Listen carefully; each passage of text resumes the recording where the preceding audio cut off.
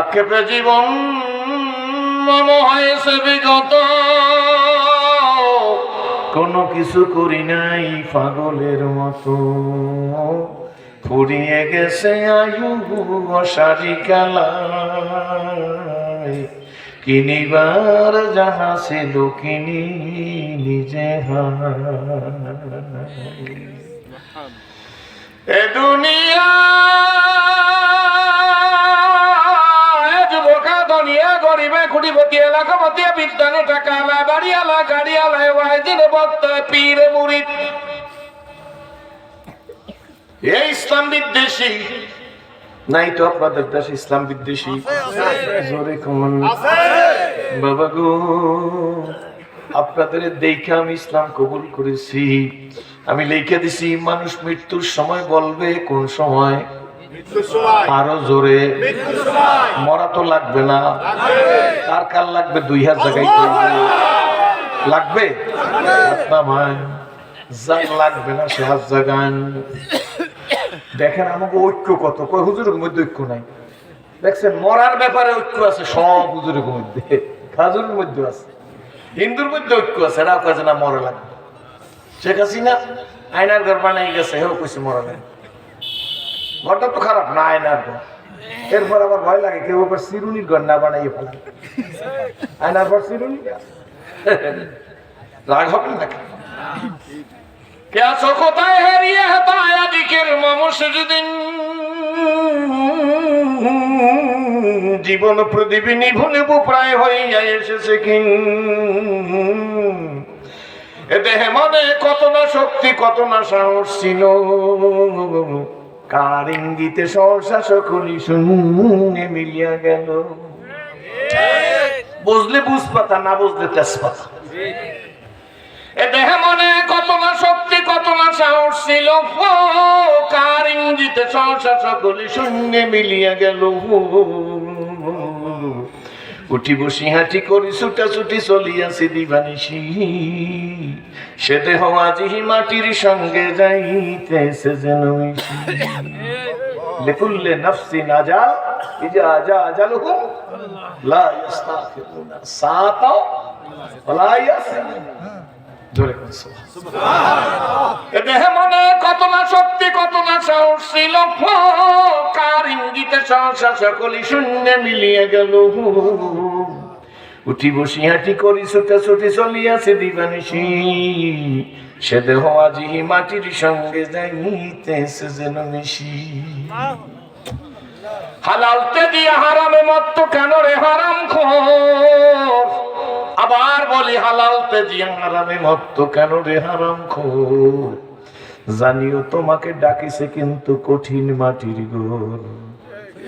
হায়াত তরুর শাখায় বসিয়া হেরি তার ফলমূল, সাদা কালো দুই ইঁদুরেতে ভাই কাটিছে তরুর মূল। সাদা কালো দুই ইঁদুর তো বলছে।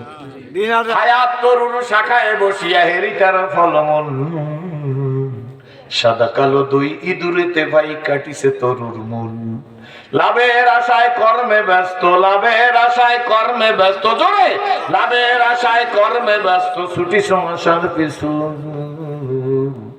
জানিও তোমার তকদির সারা পাবে না খুব বেশি কিছু। কথা বোঝা যায়? লাভের আশায় কর্মে ব্যস্ত ছুটেছো আশার পিছু, জানিও তোমার তকদির সারা পাবে না খুব বেশি কিছু। কিতাব পড়ো কোরআন পড়ো পড়ো আমার লেখা, দুই নয়নে যায় না দেখা এই কপালের লেখা।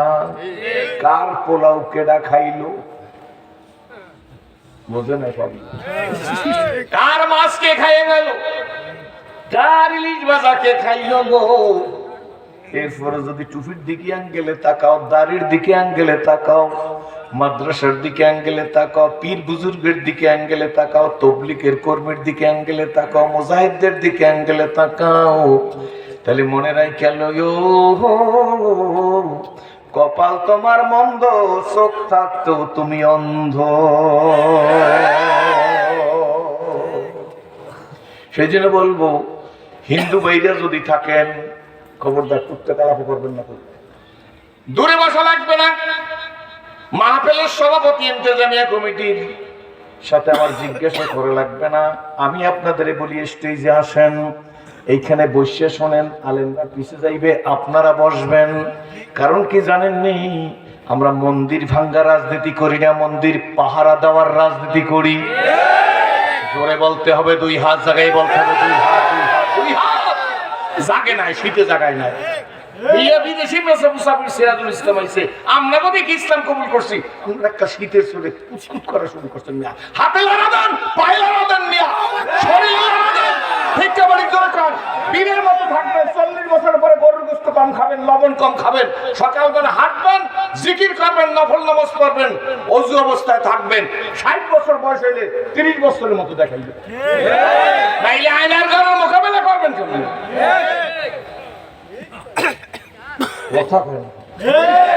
মোকাবেলা করতে শক্তি লাগবে না, খাতা গায়ে দিয়ে কুতকুত কুতকুত করবেন না। আজ মাঠ গরম করার মেডিসিন আমি নিয়ে আসছি,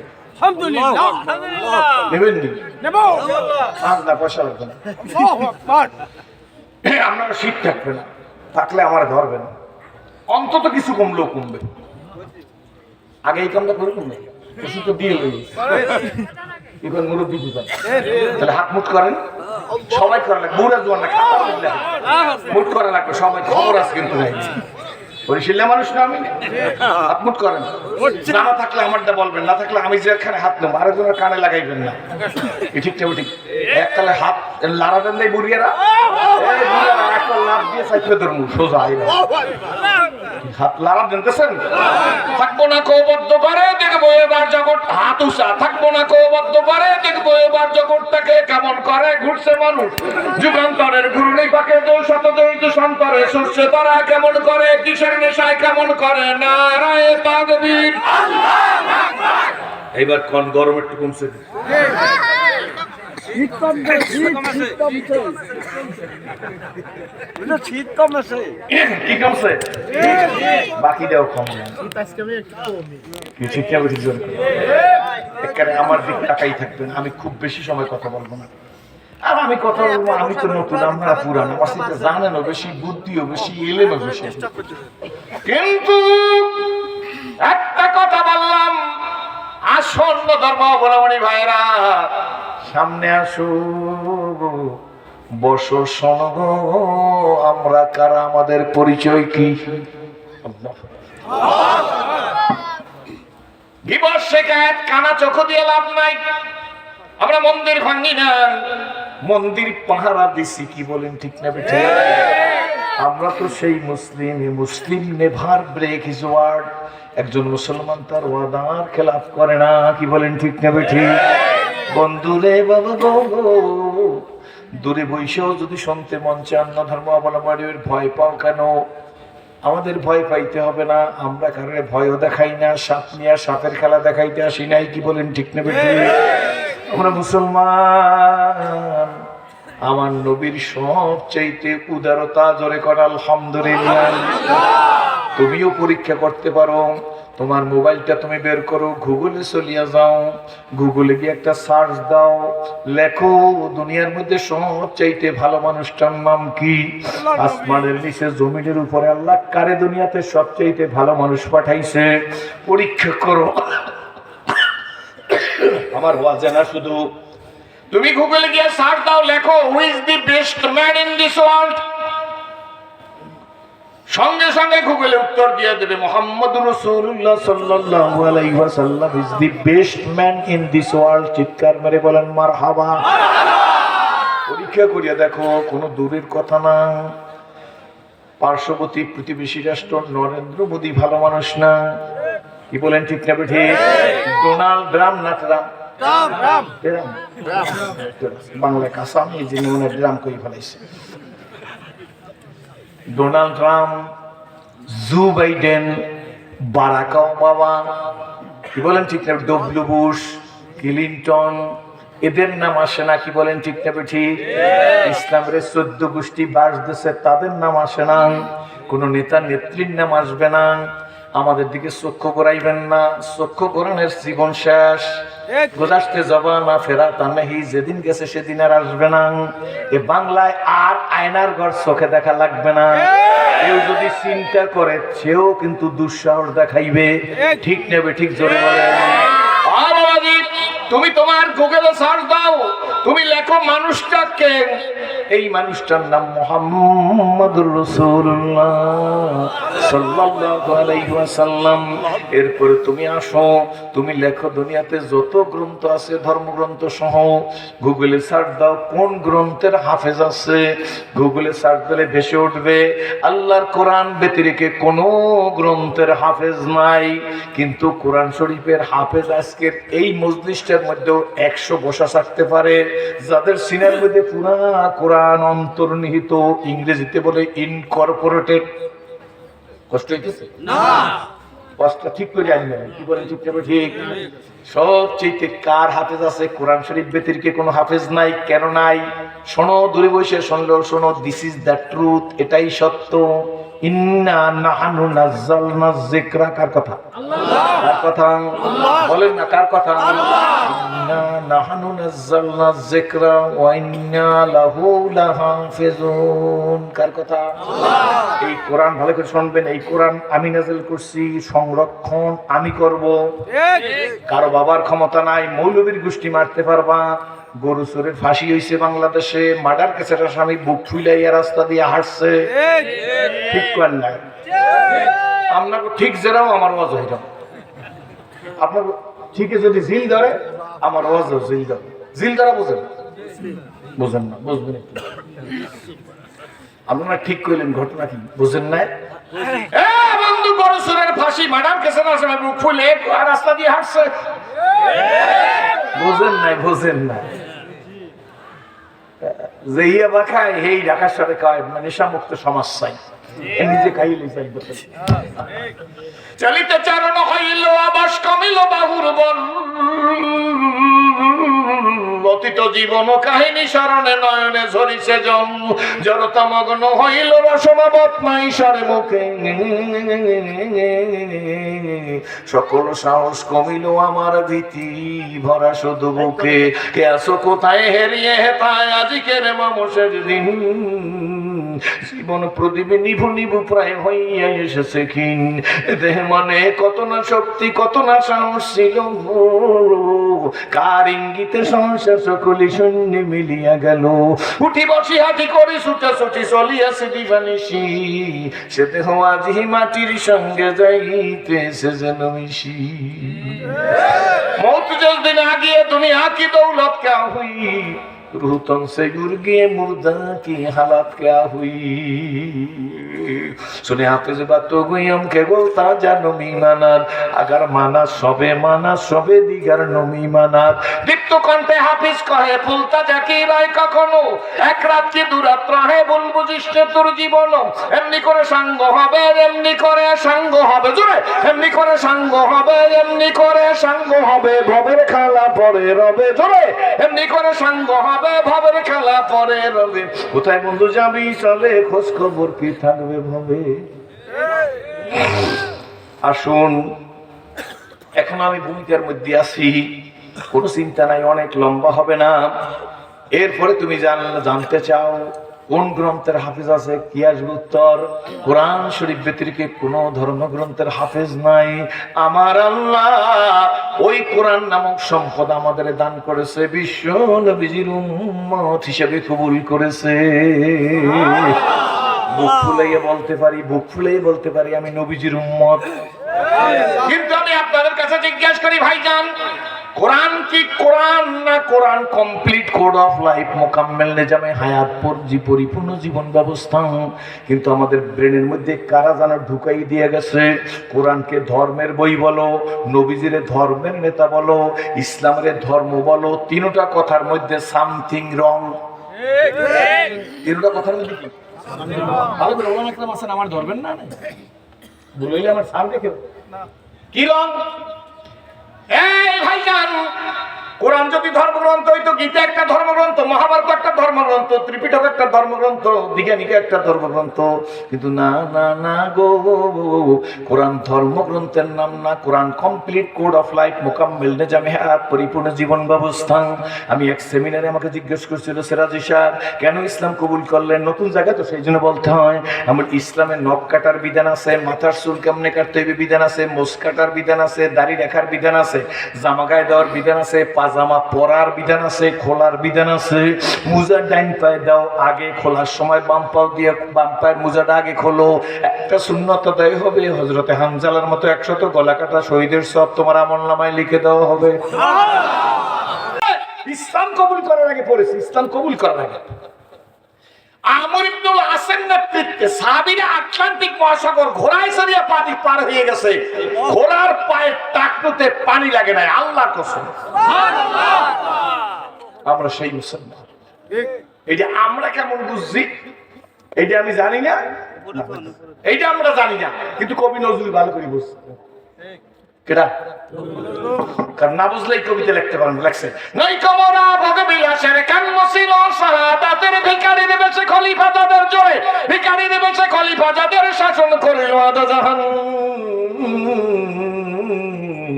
তারা আজ ঘুমিয়ে বিবর তাই বাহিরে বইছে ঝড় তুফান, ঘুমিয়ে কাজা করলি ফজর, যখনও জাগেনি তখনও জোহর, হেলায় খেলায় কাটিল বাসর, মাগরে বেতে শুনিয়া যান, এর সাথে জামাতে হওরে জির এখনো জামাতে আছে রে স্থান।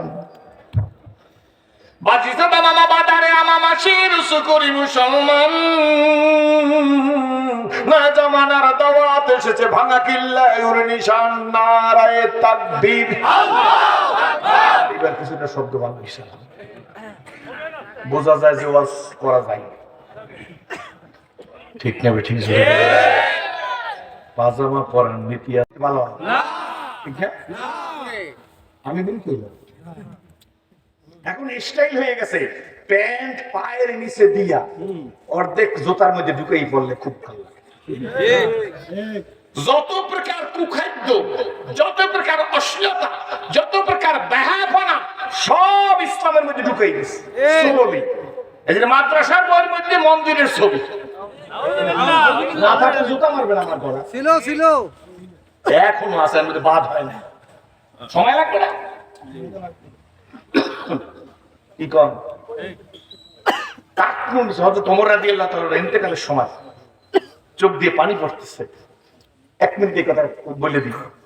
একজন লোক এসে বলতেছে, একজন আমিরুল মুমিনিন আপনি কাঁদছেন, আপনি কাঁদেন কেন? আমার নবী বলছে আবু বকর, ওমর, ওসমান, আলী, হায়দার, সাদ, সাঈদ, তালহা, জুবাইর, আব্দুর রহমান বিন আবু মুআযের মুখে আবু উবাইদা ইবনে জাররাহ জান্নাতি।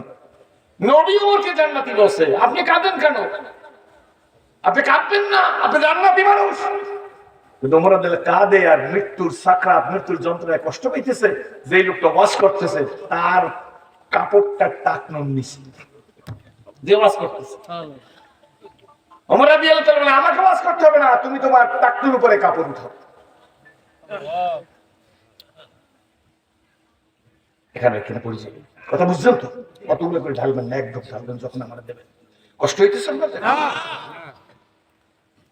কোন যে ওমর রাদিয়াল্লাহু তাআলা নবীজিকে হত্যা করতে গেছিল, কিন্তু ওমরের জীবনের পরিবর্তনের কারণে আল্লাহ নবী বলেন ওমর তুমি যেই রাস্তায় যাও ওই রাস্তায় শয়তান যায় না। আল্লাহু আকবার। মানুষটা কেমন বানাই গেছে নবীজি। না না শুধু কি তাই নেই, আমার নবী বলছেন আমার পরে নবী নাই, আমার পরে আর কেউ নবী হবে না। যদি আমার পরে আল্লাহ কারণে নবী বানাইতো লাকানা ওমর, ওমরকে নবী বানাইতো। জোরে কোন সুবহানাল্লাহ। আসুন বন্ধুরা, লম্বা চূড়া কথায় দরকার নাই, আসুন আমরা ওই মুসলমান যারা আটলান্টিক মহাসাগর পাড়ি দিয়ে গেছে, ঘোড়ার পায়ে টাকনুতে পানি লাগে না। এখন আমার অবস্থা কি? আমি যেটুকু বুঝছি সেইটুকু কিন্তু বলবো, কারো গায়ে লাগলে আমার মারতে পারবো না। কথা বুঝছেন?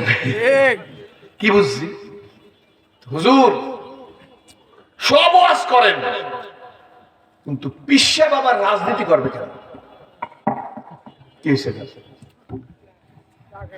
পিসা বাবার আলিমে আবার রাজনীতি করবে কেন? টুপি আলাদা রাজনীতি করবেন, আপনাদের দেশে আছে কিনা জানেন? ইমাম সাহেবের আবার রাজনীতির দরকার কি? পীর হইবে, শরীরের মোটা টাকা থাকবে, লাঠি একটা লইবে, ইন্ডিয়ান জর্দার দিয়ে পান খাইবে, ঠোঁটটা থাকবে লাল। ইসলামের শত্রুতা আসলো, বন্ধু আসলো, ইসলামের বাস দেহারাও ফু, ইসলামের লাড়ি দেহারাও ফু, ইসলামের ঘরে আগুন জ্বালায় হারেও ফু, সবাই ফু দেবে, এলাকা এটা একটা ভালো পীর। হিসাব নিরামিষ, নিরপেক্ষ, ঠিক না? ধর্ম যার যার, উৎসব সবার। দেখছি তো দেখেন না, ঠিক না? বিয়ে যার যার, বউ সবার। ধর্ম যার যার, উৎসব সবার কথাটাও যেমন, বিয়ে যার যার, বউ সবার কথাটা এক। কথা বলতে হবে, ঠিক না? যেরকম মানুষ সেইরকম তো কথা। মানুষ যেরকম একবারে লেখছে সরে লেখা, সরে পড়ছেন না, কথা পড়ছেন না, একবারে সরে পড়ে লেখছে সরে হতে অজাগর, সরে হাতে আমরা সৈকি গোল পাখি এর নাই কাম। আর একবারে সরে শিখেছে লেখছে সরে হাতে অজু করো, সরে হাতে আল্লাহ রসইতে মানানো দিও না আর পাল্লা। দুইজনের চিন্তাই সম্পূর্ণ আলাদা। আর পেটের মধ্যে অজাগর, হ্যাঁ কয় সরে হাতে অজাগর, সরে হাতে আম, পেটের মধ্যে আম, আর সরে রসইতে ইগল পাখি। আর এই বেড়ের পরে শরীরের মধ্যে সরে হাতে অজু করো, সরে হাতে আল্লাহ রসইতে ইমানানো দিও না আর পাল্লা। কথা বুঝছেন না? বুঝেন না? জোরে বলেন। সব খুশি, ওই খুশি টুসি বুঝি না, আমরা করে খুশি করতে পারবো না। বেজার হয়ে জীবনের দাওয়াত না দিলেও কোনো দুঃখ নাই।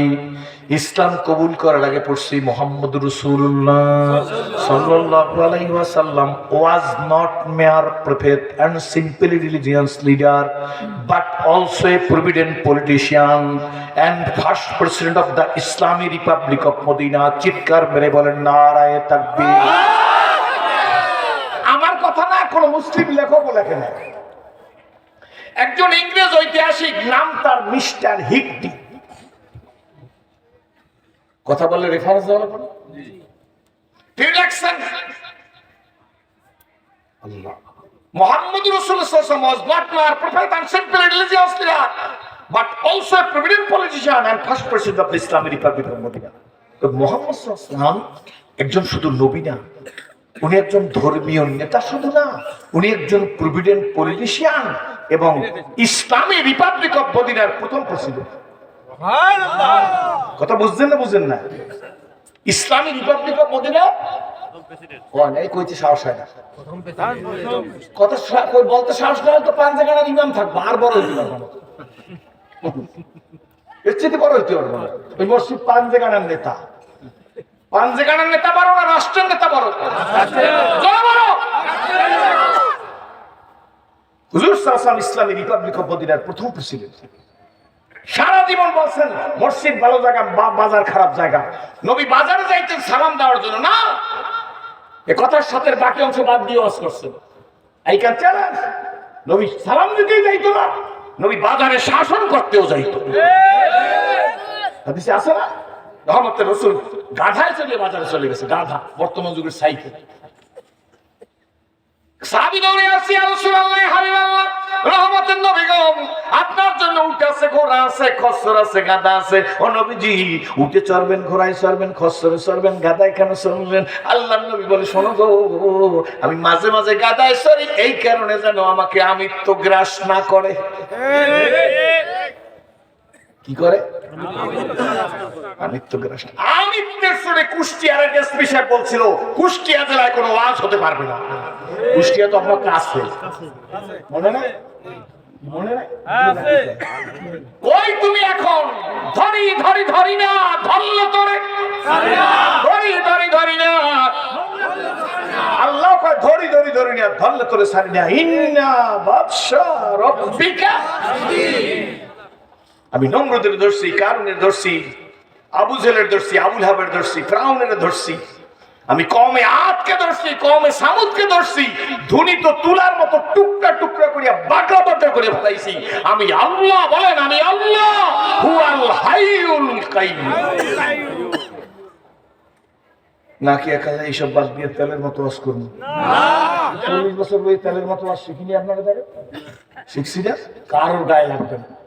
ওয়াজ করে যাবো, কমিটির লোকেরা কইবে এই হুজুরেরই আবার আগামী বছর দেখান দাও, আর আমি জেলাস করি এত দাওয়াত পাবো না, এ দাওয়াত আমার লাগেও না। মানে রাগ হইতেছে জোরে খান। আল্লাহ তুমি আমাদের সবাইকে কবুল করো। তাকাই থেকে না ইংরেজের বাচ্চা লাগছে। সুতরাং কথা এখানে আসে না। যারা বলে আমি রাজনীতির কোনো উদ্দেশ্য করি না, আমরা কালকে রাজনীতি করতে বলি না, আর আমার একটা রাজনীতি ওয়াজও না, কিন্তু যারা বলে পীর হয়ে রাজনীতি করবে কেন, আলেম হয়ে রাজনীতি করবে কেন, তারা জানো তোমার বাবা, তোমার দাদা, তোমার দাদার বাবাকে রাজনীতি শিখাইছে মুহাম্মদ রাসূলুল্লাহ সাল্লাল্লাহু আলাইহি ওয়াসাল্লাম। তোমার অধিকার নাই এই কথা বলা। সমর্থন করেন আমি যা বলছি? আমি যা বলছি আপনারা বিশ্বাস করেন? কে কে বিশ্বাস করেন? হাত জাগান তো, সোজা করেন তো হাতগুলা। আমার কথা কি ঠিক আছে? জোরে কোন আলহামদুলিল্লাহ। না না না রহমতের রাসূল বাজারে চলে গেলেন স্টেট হাইটাং।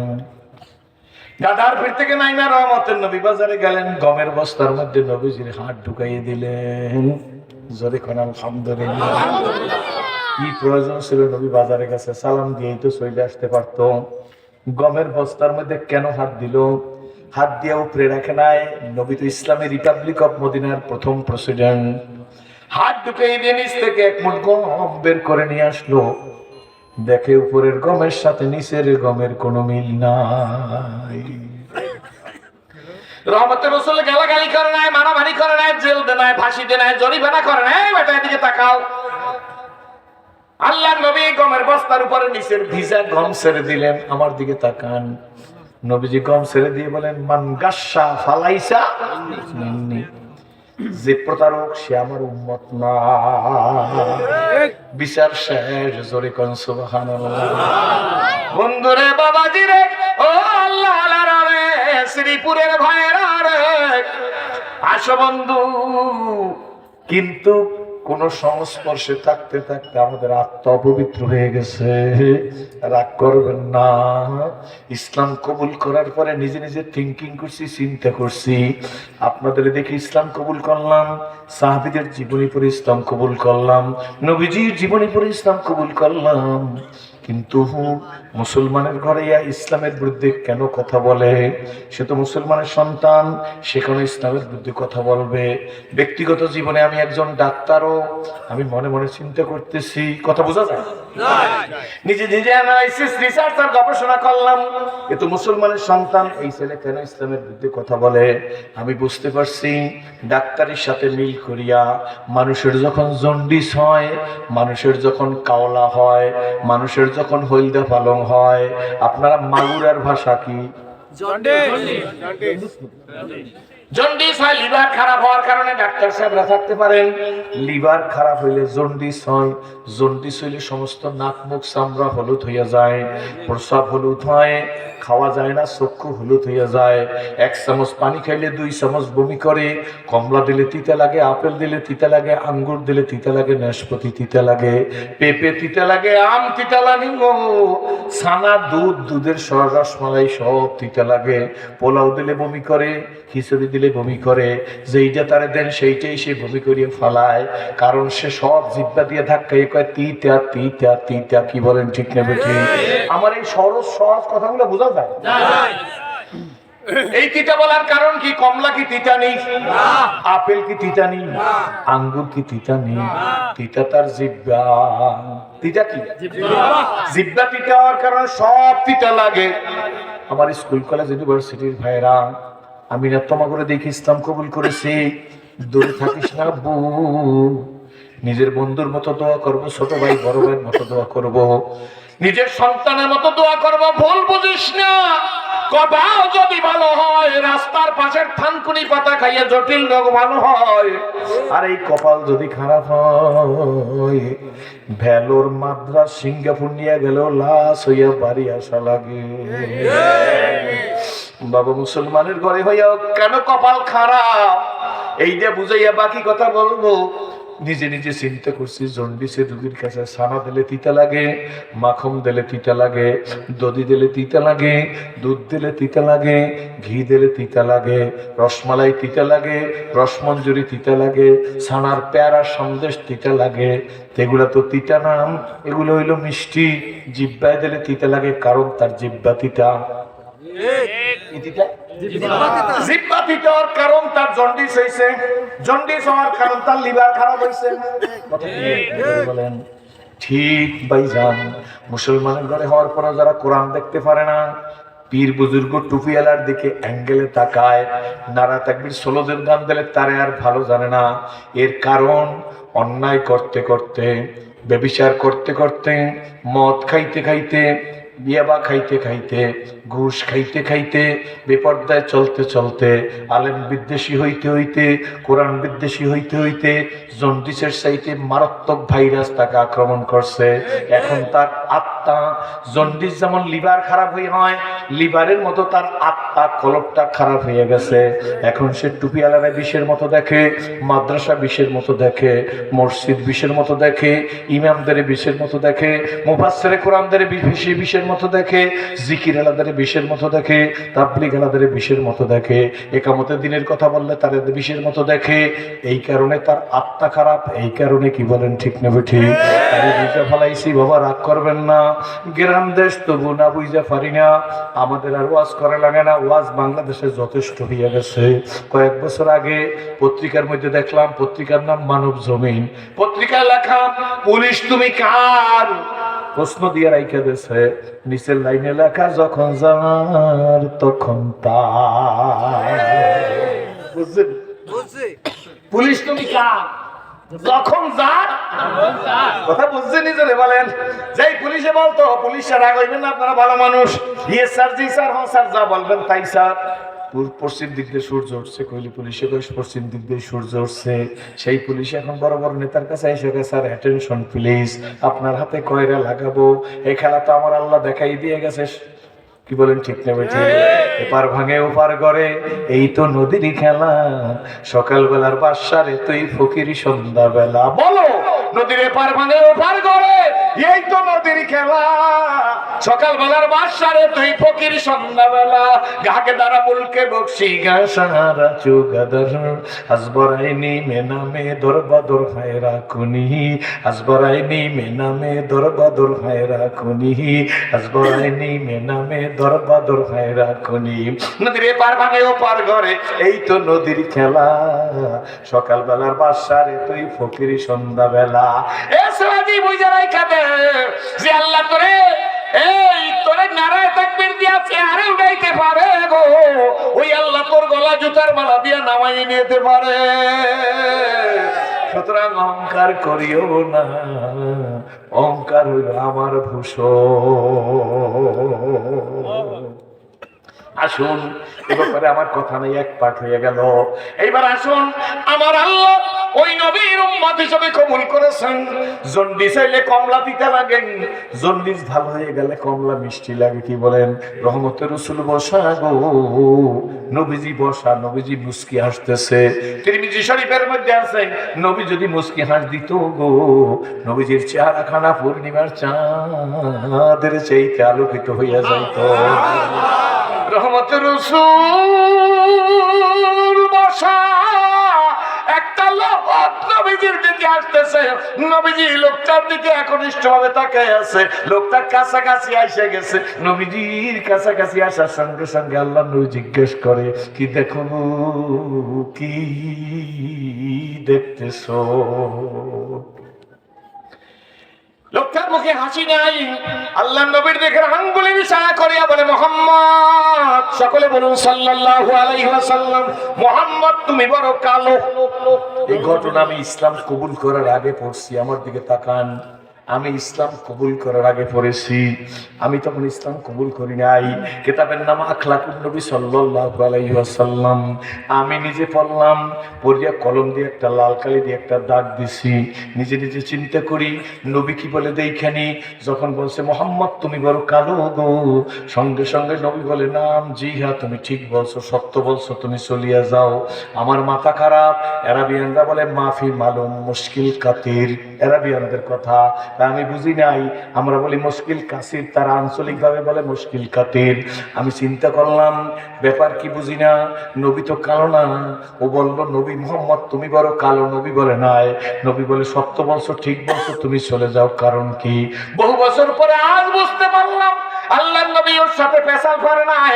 আল্লাহ নবী একবারে বলছে তোর অন্তর খারাপ, তোর রক্ত খারাপ, তোর চক্ষু খারাপ, তোর আত্মা খারাপ। তোর অপবিত্র চক্ষু দিয়ে মুহাম্মদুর রাসূলুল্লাহকে সুন্দর দেখা সম্ভব না। যার অন্তর খারাপ, যার আত্মা খারাপ, যার চক্ষু খারাপ, যার প্রবৃত্তি খারাপ, যার কলব খারাপ, সেই চক্ষু দিয়ে কোনোদিন আলেমকে সুন্দর দেখা সম্ভব না। সেই চক্ষু দিয়ে কোনোদিন নারায়ে তাকবীরের ডাক সুন্দর দেখা সম্ভব না। সেই চক্ষু দিয়ে কোনোদিন জিকিরের আওয়াজ ভালো দেখা সম্ভব না। কি বলেন ঠিক নেবে? আসুন, লোকটা চলে গেছে। কিছুক্ষণ পর আর একজন মানুষ আসতেছে, এর চেহারা হাস্যোজ্জ্বল। আল্লাহ নবী চেহারা হাস্যোজ্জ্বল, নবী মুস্কি মুস্কি হাসতেছে। লোকটা হাসতেছে নবীজির দিকে, জোরে খান সুবহানাল্লাহ। নবীজির কাছাকাছি এসে গেছে, নবীজিও হাসে, এই লোকটাও হাসে। আমার দিকে তাকান, দুইজন হাসতেছে। আল্লাহ নবীর কাছাকাছি এসে গেছে গো। রহমতের রাসূল ডাক দিয়ে বলে কি দেখো গো, কি দেখতেছো আবু বকর? তাহলে দ্বিতীয় লোকটার নাম কি? আবু বকর। আসমানের নিচে জমিনের উপরে নবীদের পরে প্রথম গোল্ডেন এপ্লাস পাওয়া মানুষটার নাম আবু বকর সিদ্দিক। ওনার বাবার নাম আবু কুহাফা। আবু বকর সিদ্দিকের চাইতে দুনিয়াতে নবীদের পরের স্থান কেউ দখল করতে পারে নাই। আল্লাহ নবী ডাক দেখে আবু বকর গো কি দেখতেছো? সিদ্দিক আকবর আবু বকর সিদ্দিক ডাক দেখে নবীজি গো আকাশের চাঁদ দেখতেছি আর জমিনের চাঁদ দেখতেছি। ইয়া রাসূলুল্লাহ, ইয়া হাবিবাল্লাহ, আকাশের চাঁদ দেখি আর জমিনের চাঁদ দেখি। আল্লাহর নবী মুস্কি মুস্কি হাসতেছে আর ডাক দিয়ে বলে আবু বকর গো আকাশের চাঁদ দেখো আর জমিনের চাঁদ দেখো। আবু বকর দুই চাঁদের মধ্যে ডিফারেন্স কি, পার্থক্য কি? কষ্ট হবে না? আবু বকর দুই চাঁদের মধ্যে ডিফারেন্স কি? সিদ্দিক আকবর আবু বকর সিদ্দিক ডাক দিয়া বলে নবীগণ ওই চাঁদে কালো কালো দাগ আছে গো, এই চাঁদে কোনো দাগ নাই।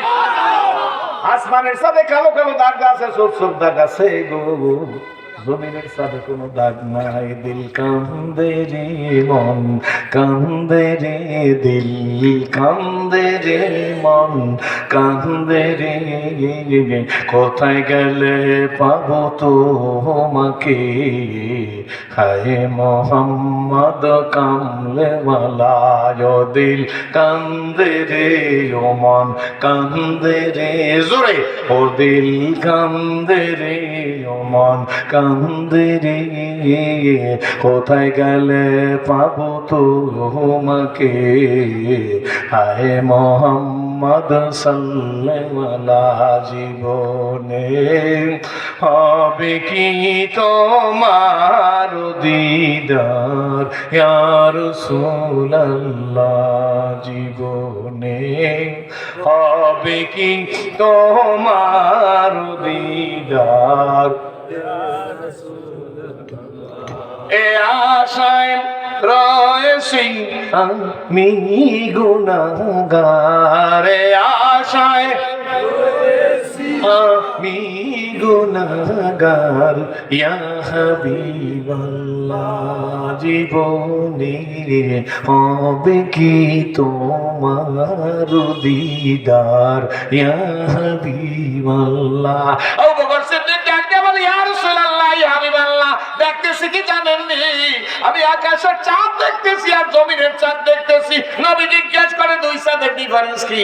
আবু বকর সিদ্দিক বলে ওই চাঁদে দাগ আছে, আমার এই চাঁদে দাগ নাই। বলুন আমার ইল্লা রাহমাতাল লিল আলামিন। আল্লাহ দয়া করিয়া মূল কথার দিকে ধাবিত হয়ে গেলাম বাজান। আল্লাহ দয়া করিয়া ওই নবীজির উম্মত হিসেবে কবুল করেছে বাবা গো। আজকের মাহফিলে বসার তৌফিক দান করেছে। আমরাও আল্লাহর কাছে ওয়াদা দিবার চাই, মালিক তুমি মালিক, আমরা গোলাম। তোমার দরবারে ওয়াদা দিলাম গো, যতদিন কতদিন যতদিন এই সুন্দর দুনিয়ার মধ্যে রাখবা গো, ততদিন আমরা সবাই তোমার হুকুম মানব। শোনেন ক্লিয়ার বলি, কোনো দলাদলি নাই, কোনো ফালাফালি নাই, কোনো বিবৃতি নাই, কোনো পাল্টা বিবৃতি নাই, কোনো হিংসাত্মক কথা নাই, কোনো আক্রমণাত্মক কথা নাই। কাঠটুপিটা পাঁচতালি, কাঠডা গোল কাঠডা লম্বা, কে সরসিনা কে সরমনাই, কে মোকান্না কে সোনাকান্দা কে পাংশা, কথা নাই। কি বলেন ঠিক না বুঝি? কে ফুরফুরা কে তবলিগ কে সাত গ্রুপ কে জুবায়ের গ্রুপ। আপনি বললেন আমি বলি তাও আমি দলাদলি বুঝি না। সাত গ্রুপ জুবায়ের গ্রুপের মধ্যে পার্থক্য থাকতে পারে, জামার উপর লেখা নাই। কি বলেন ঠিক না বুঝি? আকীদাগত পার্থক্য ঘরের মধ্যে বই ফয়সালা করবেন, সমাজের মধ্যে ফিতনা করবেন না। কি বলেন ঠিক না বুঝি? সমাজের মধ্যে ফিতনা করলে সমাজে আগুন লাগবে, এই আগুনের দায়িত্ব আপনাদের বহন করা লাগবে। কি বলেন ঠিক না বুঝি?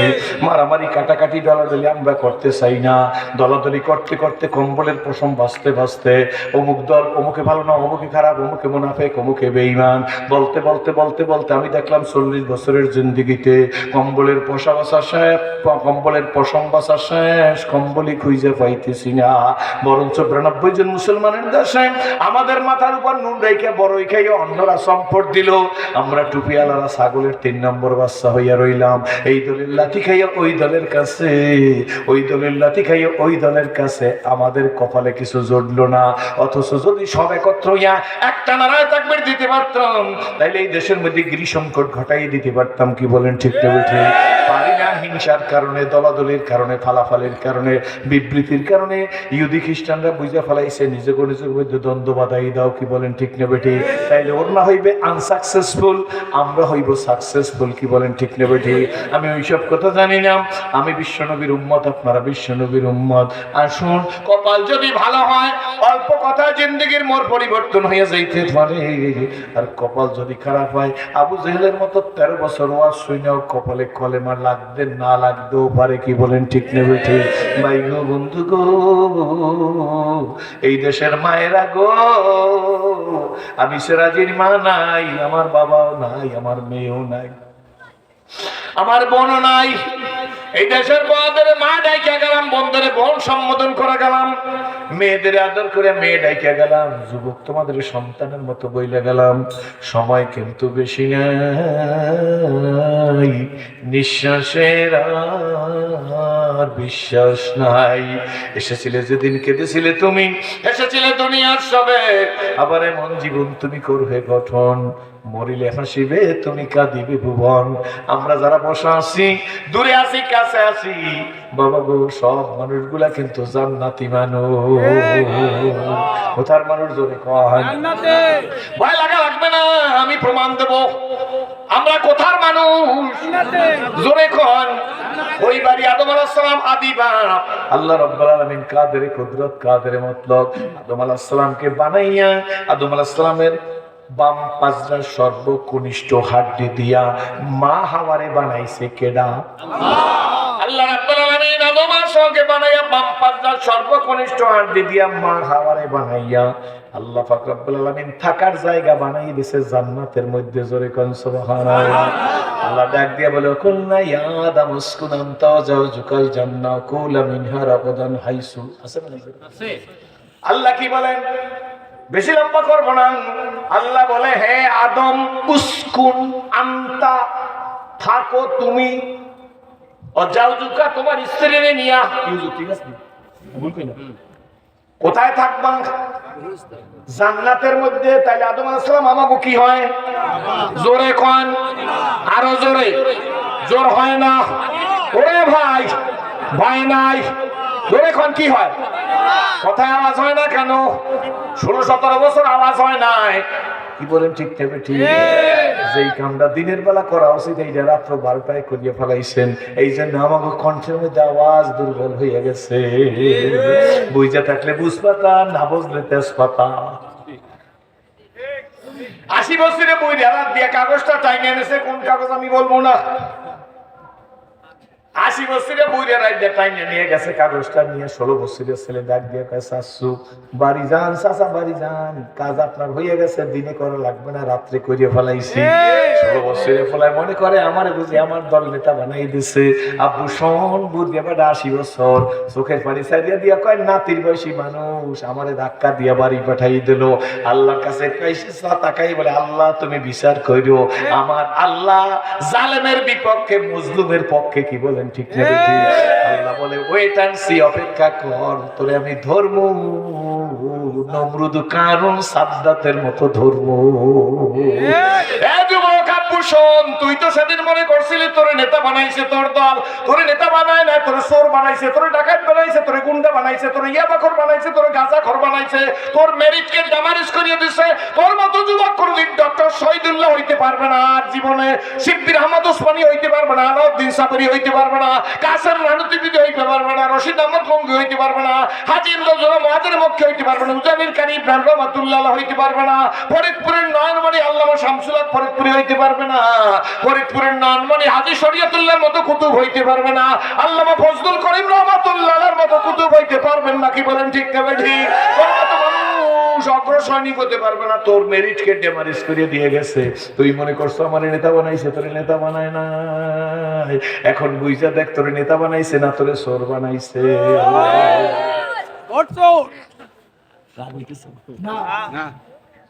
কথা বুঝছেন নি? জোরে কোন হেরে বাজার, কিসের জন্য ইসলাম কবুল করলাম?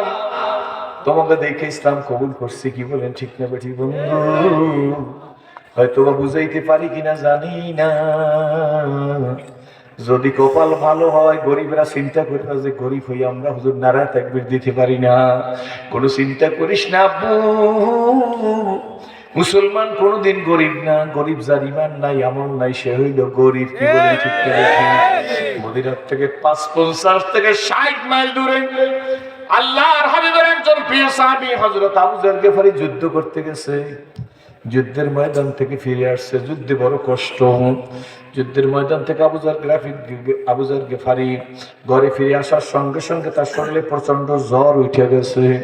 আবু যর গিফারী সময় তার স্ত্রী মাথায় পানি দিয়ে স্ত্রীর দিকে তাকাই আবু যর গিফারী দেখতেছে স্ত্রী তারে কত আদর করে। দুই চোখ দিয়া স্ত্রী স্বামীর দিকে মহব্বতের নজরে তাকাইতেছে। হঠাৎ করে স্ত্রী স্বামীকে রাইখা ঘরটার মধ্যে একটা চক্কর দিয়ে আসছে। নিজের ঘরের মধ্যে চক্কর দিয়ে এসে স্বামীর পাশে বসছে, বিনয় বিনয় কাঁদতেছে। হযরত আবু যর গিফারী ডাক দিয়ে, বিবি গো কেন কাঁদো, কি হইছে? বিবি ডাক দিয়ে বলে, না আমি এমনি কাঁদি। আবু যর গিফারী বলে, না এমনি কাঁদতে পারো না, একটু আগে তুমি কাঁদতেছিলে না, এখন তুমি কেন কাঁদতে আসছো? বিবি ডাক দিয়ে কয়, স্বামী গো কাঁদি কেন জানেননি? কয় কি?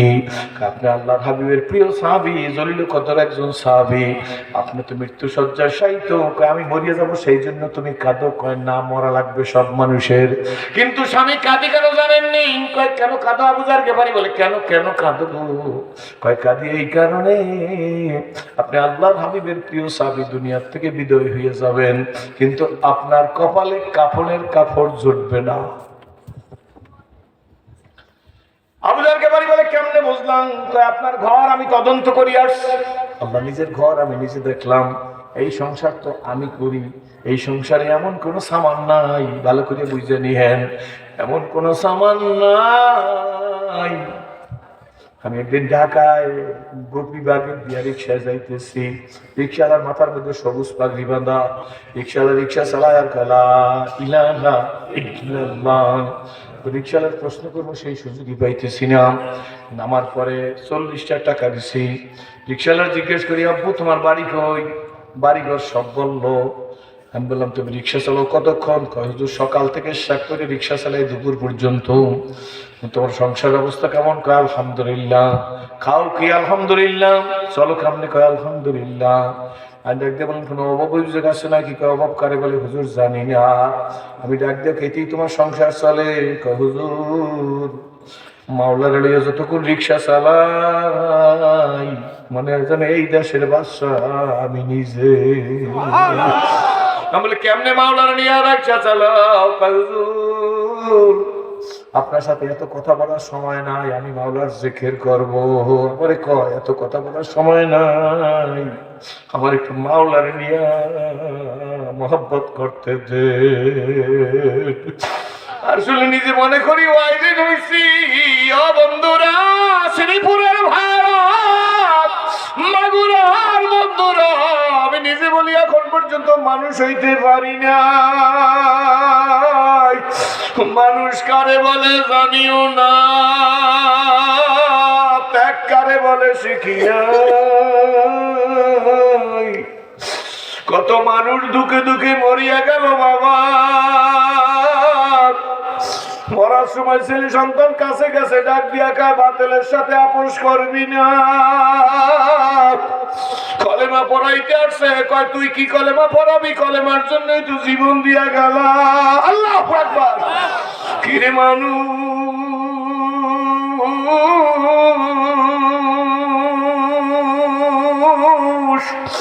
আবুদেরকে বাড়ির স্ত্রী ডাক দিয়া কার স্বামী ঘরে এমন কোন সামান নাই যেই সামান বিক্রি করে আপনি মারা গেলে কাফনের কাপড় কিনবো। আবু যর গিফারি নিজের স্ত্রীর চোখের পানি হাত দিয়া মুছাই দিয়ে কয়ে বিবি চিন্তা করিস না, আল্লাহ তোর স্বামী আল্লাহর হাবিবের প্রিয় সাহাবী আবু যর গিফারিকে মৌতের বিছানায় ঘুম পড়াইছে, সেই মালিক আমার কাফনের ব্যবস্থা না করিয়া ঘুম পড়ায় নাই। স্ত্রী ডাক দিয়া বলে কই আপনার কাফনের কাপড়? শোনেন ভালো করে, আমার দিকে তাকান। আবু যর গিফারি ডাক দিয়ে বলে বিবি যদি আমি মারা যাই, মারা তোর আগে যদি মারা যাই, আমার এই বিছানার উপরে শোয়াইয়া রাইখাম। ওই যে পাহাড়ের পাদদেশ দেখো, পাহাড়ের কোনায় যাইয়া ছোট্ট করে একটা আওয়াজ দেবা, কোনো লোক দেখা লাগবে না, ছোট্ট করে একটা আওয়াজ দিয়ে বলবা শুনছো আল্লাহর হাবিবের প্রিয় সাহাবী হযরত আবু যর গিফারি দুনিয়ায় নাই। এই কথা বললে আমার লাশের কাছে আইসা বসবা, অপেক্ষা করলে দেখতে পারবো আমার কাফন কোথা থেকে আসে। আল্লাহু আকবার। যেদিন আবু যর গিফারি দুনিয়া থেকে বিদায় হয়ে গেছেন, আবু যর গিফারির স্ত্রী আবু যর গিফারির ওসিয়ত পালন করার জন্য পাহাড়ের কোনায় যাইয়া দেখে কোনো লোকজন নাই, ছোট্ট করে ডাক দিয়ে বলে শুনছনি আল্লাহর হাবিবের প্রিয় সাহাবী হযরত আবু যর গিফারি আর দুনিয়ার বুকে নাই। এই কথা বলি আবু যর গিফারির সামনে আইসা বসে রয়েছে। আবু যর গিফারির লাশের কাছে বসা, বিনয় বিনয় কাঁদতেছে। আল্লাহ কাদের কুদরত, কাদের মতলব। আবু যর গিফারির ছোট্ট আওয়াজটা 70 মাইল দূর থেকে আব্দুল্লাহ ইবনে মাসউদের কানে পৌঁছাইয়ে দিয়েছে। আল্লাহু আকবার। 70 মাইল, 70 কিলোমিটার না। আব্দুল্লাহ ইবনে মাসউদ এক জামাত নিয়ে যাইতেছে দাওয়াতের কাজে।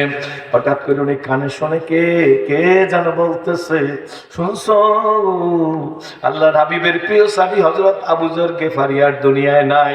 শোনার সঙ্গে সঙ্গে হযরত আব্দুল্লাহ ইবনে মাসউদ ডাক দিয়ে বলে সাথীরা, যেখানে যাওয়ার কথা ছিল গন্তব্যস্থান পর্যন্ত যাওয়া যাবে না। সাথীরা ডাক দিয়ে বলে হুজুর কই যাইবেন? কই যাব শুনছনি? কই কি? সাথীরা বলে আমাদের ভাই আবু যর গিফারি দুনিয়ায় নাই, আমরা তার গোসল এবং দাফন কাফনের শরীক হব। সাথীরা ডাক দিয়ে বলে হুজুর গাধার পিঠেও কেউ আসলো না, উটের পিঠেও কেউ আসলো না, খচ্চরের পিঠেও কেউ আসলো না, ঘোড়ার পিঠেও কেউ আসলো না, কোনো মেসেঞ্জার কেউ আসলো না। হুজুর কার কাছে শুনলেন আবু যর গিফারি দুনিয়ায় নাই? আব্দুল্লাহ আল্লাহ আব্দুল্লাহ ইবনে মাসউদ ডাক দিয়ে বলে আমি তো শুনলাম, কে জানো আমার কানে বললো আমাদের ভাই আবু যর গিফারি আর দুনিয়ার বুকে নাই। চলো যাই আমরা আবু যর গিফারির দাফন কাফনে শরীক হব। সাথীরা ডাক দিয়ে বলে হুজুর যাবেন কিসে? কোনো বাহন নাই, 70 মাইল জায়গাতে পায়ে হাইটে যাই আমরা দাফন কাফন পাবো। আব্দুল্লাহ ইবনে মাসউদ ডাক দিয়া কয় শোনো, বান্দার কাজ বান্দাই করবে, আল্লাহর কাজ আল্লাহ করবে। কন্যা আমরা হাঁটা শুরু করি, এমন তো হইতে পারে বড় রাস্তা আল্লাহ ছোট করিয়া দিবে।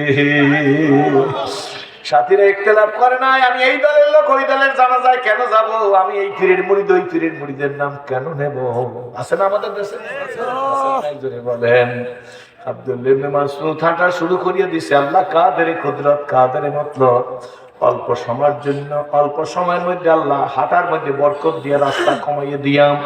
আবু যর গিফারির সামনে আব্দুল্লাহ ইবনে মাসউদ তার সাথে ধরে নিয়ে হাজির। আল্লাহু আকবার। আব্দুল্লাহ ইবনে মাসউদ আয়েশা আবু যর গিফারির ঘরের সামনে দাঁড়িয়ে বলে, হ্যাঁ আমাদের বোন আবু যর গিফারির স্ত্রী গো, আপনি একটু বারান্দায় যান, পিছনের বারান্দায় যান, আমরা আমাদের ভাইকে নামাবো, গোসল দেবো।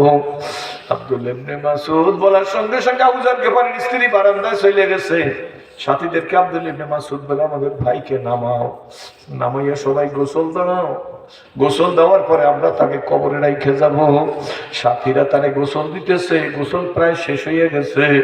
আব্দুল্লাহ ইবনে মাসউদ নফল নামাজে জিকির করতেছে, নফল নামাজ পড়তেছে, সাথীরা গোসল দিতেছে। গোসল কমপ্লিট হয়ে গেছে, এক সাথী আর এক সাথীর দিকে তাকায়, ইশারা করে কয়, গোসল তো শেষ, কাফনের কাপড় কই? আর এক সাথী কয়, তাই তো, কাফনের কাপড় কই? আব্দুল্লাহ ইবনে মাসউদ এমন একটু তাকাই দেখে বল, তোমরা কাঁদো কেন, কি হইছে? ডাক দিয়ে খোঁজে, গোসল দিতে বলছেন, গোসল দিছি, কিন্তু কাফনের কাপড় তো দেখতেছি না। আব্দুল্লাহ ইবনে মাসউদ ডাক দিয়ে কয়, চিন্তা করিস না, আল্লাহর হাবিবের প্রিয় সাহাবী হযরত আবু যর গিফারিকে যে মালিক মওতের বিছানায় ঘুম পড়াইছে, সেই মালিক কাফনের কাপড়ের ব্যবস্থা না করিয়া তারে মওতের বিছানায় শোয়ায় নাই। সাথীরা ডাক দিয়ে বলে, কথা আপনার বরহক, কিন্তু কাফনের কাপড় কই?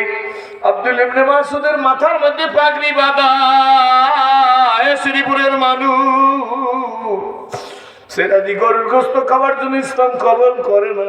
শোন বন্ধুরা, একটা ঘটনায় জীবন পরিবর্তন হওয়ার জন্য যথেষ্ট। আব্দুল্লাহ ইবনে মাসউদ ডাক দিয়া কয়, কাফনের কাপড় আল্লাহ ঠিকই মজুত রাখছে। সাথীরা ডাক দেয়া কয়, কাফনের কাপড় দেন আমার বাইরে, আমরা কাফনের কাপড় পরাইয়া দিই। আব্দুল্লাহ ইবনে মাসউদের কাছে কোনো কাফনের কাপড় নাই, মাথার মধ্যে এইভাবে সাদা পাগড়ি বাঁধা। আব্দুল্লাহ ইবনে মাসউদ মাথার পাগড়ি পেছে পেছে কইলা কান্দে আর কয়, নে রে নে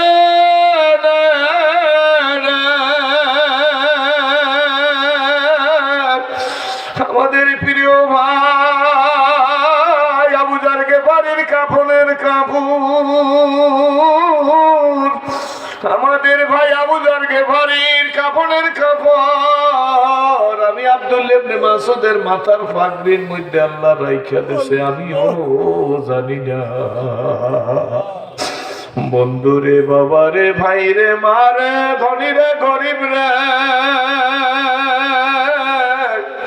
আল্লাহর হাবিব একদিন বসা, সাহাবীরা সামনে বসা, আল্লাহর হাবিব দিনের প্রসারের পরিকল্পনা করতেছে, পরিকল্পনা মাস্টার ম্যাপ করতেছে, কি করলে দুনিয়ার মানুষ কলেমা চিনতে পারে।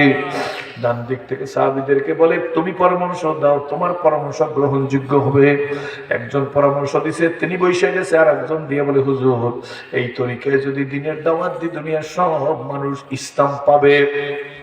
সকলের পরামর্শ হইতেছে, কিন্তু বাম পাশে একেবারে কর্নারে একটা লোক বসা, অনেক মোটা, সবাই চাইতে বেশি মোটা, শরীরটা কালো, কুৎসিত ঠোঁটটা ঝুলন্ত, মাথার চুলগুলা কোকড়ানো, বয়স বেশি হবে না কিন্তু বয়স্ক বয়স্ক মনে হয়। পরনের কাপড় চোপড় তেমন ভালো না, এবড়ো থেবড়ো, ঠোঁটটা ঝুলে রয়েছে, কথাবার্তা বলতে পারে কি পারে না জানে না। এই অবস্থায় আল্লাহর হাবিব দেখে লোকটা নড়াচড়া করে, একবার উঠে দাঁড়াইয়ে যায়, আবার বইসে পড়ে, আবার শরীর নাড়ায়।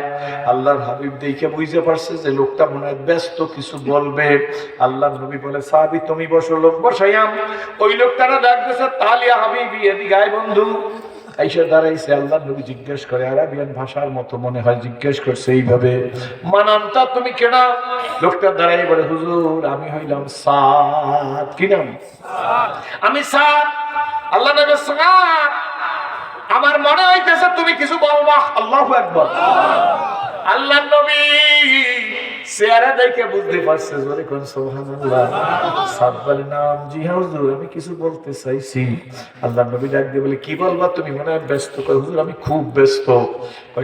কি বলবা? কয়, নবী গো আমি একজন মুসলিম, আজ থেকে 8 মাস আগে আপনার কাছে ইসলাম কবুল করছি। আল্লাহু আকবার। হুজুর আমার নাম সাদ। নবীজি আমি কালো, আমি কুশ্রী, আমি বিশ্রী, আমার চেহারা ভালো না। আমাকে লোকেরা দেখলে বুড়ো কুঞ্চিত করে, বুড়ো গোসায়, কপাল গোসায়। ও নবীজি কিন্তু বলবো আমি যেই কবিলার থেকে ইসলাম কবুল করেছি ওই কবিলা সম্ভ্রান্ত কবিলা। দয়াল নবী গো আমার বাবা ফর্সা, আমার মা কালা, আমার মায়ের কালোর প্রভাব আমার শরীরের উপরে পড়ছে, এই জন্য আমি কালো হইছি। ও নবীজি, নবীজি গো আপনারে ভালো লাগে কলেমা পড়ে ফেলছি। নবীজি গো আপনার কাছে জানতে চাই কালো হওয়ার কারণে আমার জান্নাতে যাইতে কোনো সমস্যা হইবে নি? আল্লাহ রহমতের নবী মুস্কি হাসিয়া বলেন না, কালো তুমি নিজে হও নাই, কালো আল্লাহ তোমারে বানাইছে। কই নবীজি গো তাইলে আপনার সামনে যারা সাহাবী বসা আছে আর যারা অনুপস্থিত এখানে নাই, নবীজি গো আমার মনে হয় সবার কাছে গেছি, আমার একটা বিয়ের প্রয়োজন, বিয়ের প্রস্তাব দিছি। নবী গো আমার কেউ মেয়ে দিতে রাজি হয় না। ইয়া রাসূলুল্লাহ, ইয়া হাবিবাল্লাহ, কালো বিশ্রী কুশ্রীর কারণে কি আমার মেয়ে দিতে চায় না? আল্লাহ নবী ডাক দিয়ে বলে তুমি সকলের কাছে গেছো? জি হুজুর গেছি। আল্লাহ নবী সামনের দিকটা একটু দেখলো, পিছনের দিক তো নবীর দেখা লাগে না। আমার নবী ওই নবীর উম্মত গো, যে নবী যে নবীর সামনে তো দেখতোই, পিছে তাকান লাগতো না, সামনের চাইতে পিছন ভালো দেখতো। আল্লাহ নবী সামনের দিকে চাইছে, পিছনের দিকে তাকান লাগে না। জোরে কোন সুবহানাল্লাহ। রহমতের নবী ডাক দিছে এই মজলিসের মধ্যে আমর ইবনুল ওহাব আসনি। কি নাম? আল্লাহ নবী ডাক দিছে এই মজলিসের মধ্যে আমর ইবনুল ওহাব আসনি। সকলে তাকাইছে, ডাক দিয়া একজন সাহাবী দাঁড়াই গেছে। নবীজি গো এই মজলিসের মধ্যে আমর ইবনুল ওহাব এখন উপস্থিত নাই। আল্লাহ নবী ডাক দিয়া কয় সাদ, কয় জি হুজুর তুমি আমর ইবনুল ওহাবের চেনো? কয় নাম জি হ্যাঁ। সাদ আমর ইবনুল ওহাবের বায়োডাটা জানো? সে তো সাকিব গোত্রের না মুসলিম। সাকিব গোত্র ভদ্র গোত্র, একটা বংশ। আমর ইবনুল ওহাব সাকিব গোত্রের ন মুসলিম, বড় ভদ্র সম্ভ্রান্ত পরিবারের। বাড়ি গেছেন? আমার দিক তাকাই থাকবেন না, কষ্ট হইবে? সবাই বসবেন তো? আমার সাথে মোনাজাত দিবেন? কারা দিবেন হাত জাগান তো দেখি, একটু দেখে আল্লাহ তুমি কবুল করো। হাত জাগান না যারা, তারা দিবেন না। বর্তমান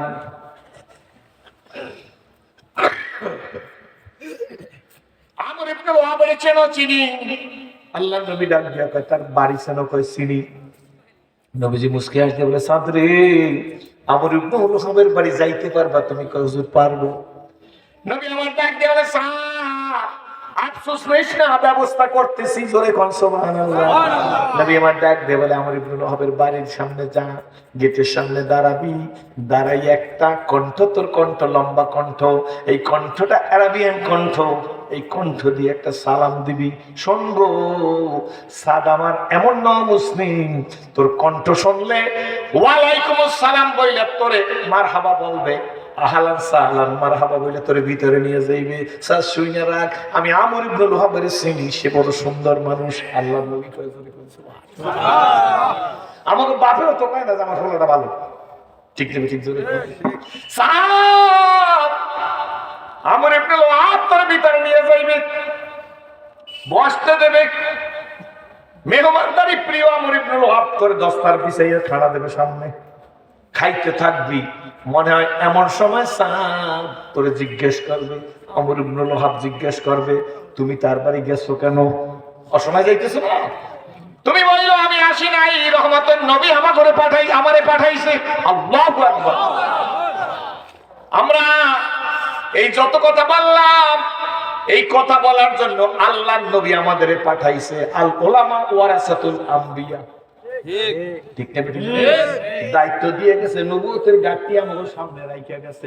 এই গাঁটটি দেখে রাখো কেউ যেন চুরি করে নিয়ে যাইতে না পারে।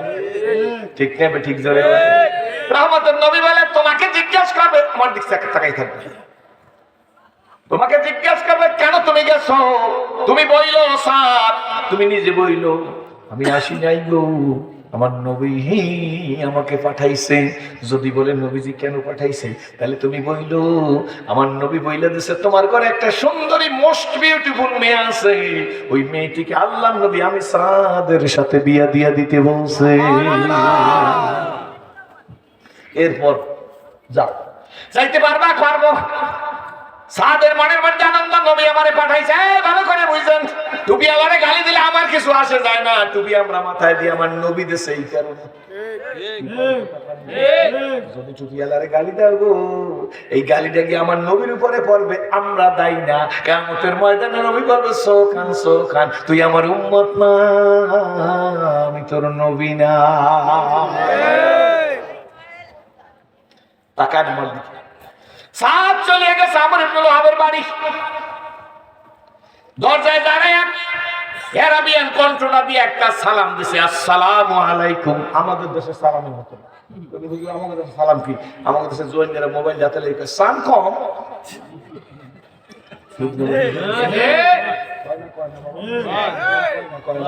আর যারে কয় হে কয় কম কম। এই বলে কি বলেন, জোরে বলেন। ইসলাম গেছে কি বলেন, শেষ করিয়ে দিছি। আমর ইবনে ওয়াহাবের বাড়ির দরজায় দাঁড়াইয়া সাদ আসসালামু আলাইকুম শোনার সঙ্গে সঙ্গে ভিতর থেকে আমর ইবনে ওয়াহাব ডাক দিয়া কয় ওয়ালাইকুম আসসালাম, মারহাবা, আহলান সাহলান, মারহাবা। কত বছর ওয়াজ করছি একটা, যে রমজান মাসে ইফতার করবেন দরজা খোলা রাখা।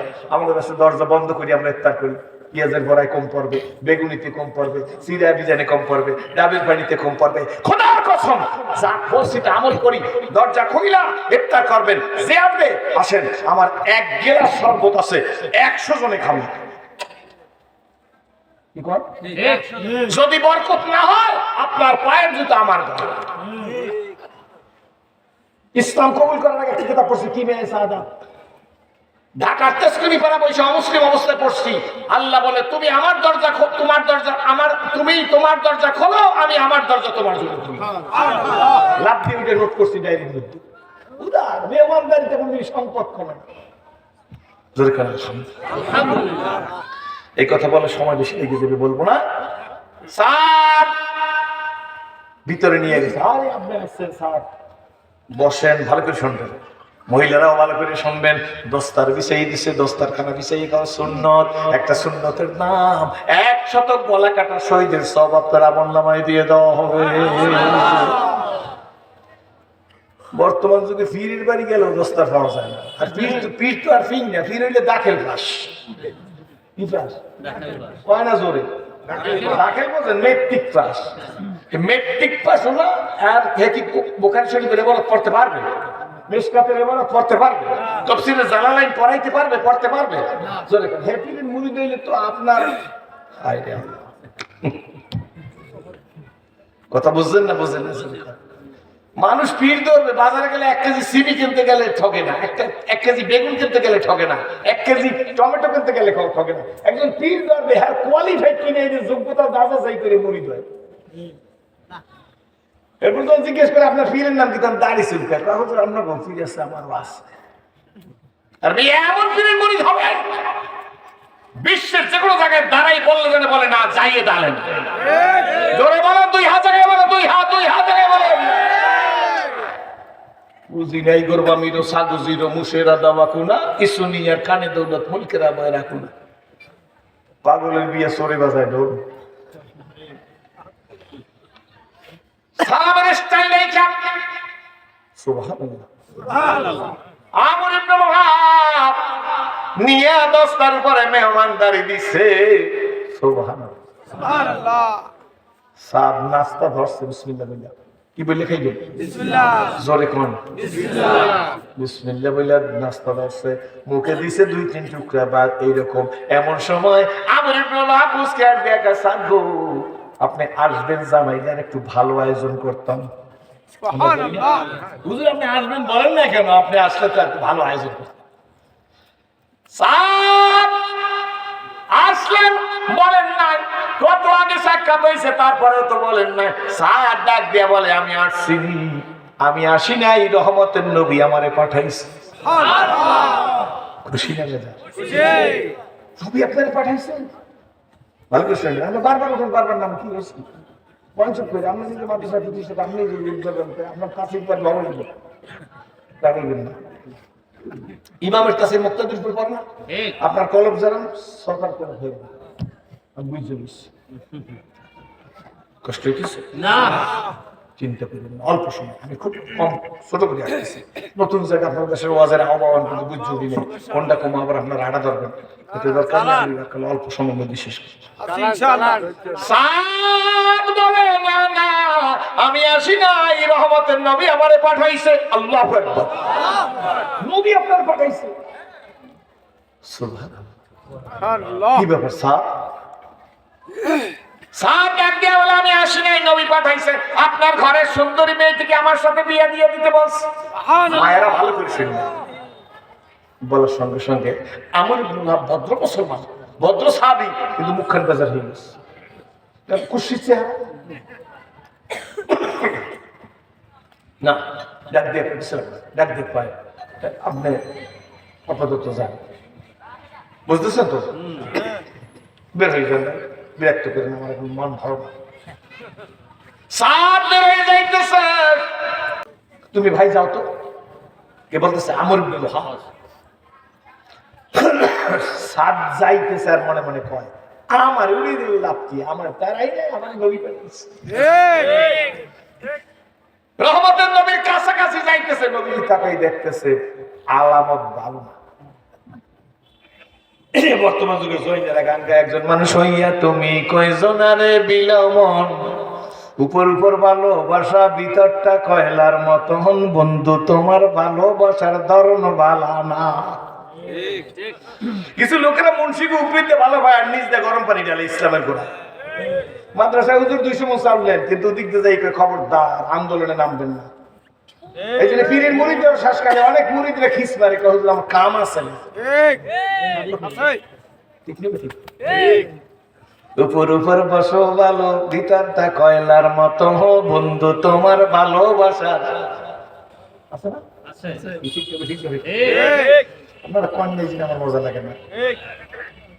কিছু লোকের উপরে উপরে ভালোবাসা, কিন্তু ভালোবাসার ধরন ভালো না, গোড়ায় দেখ করে কাটিয়ে দেয়।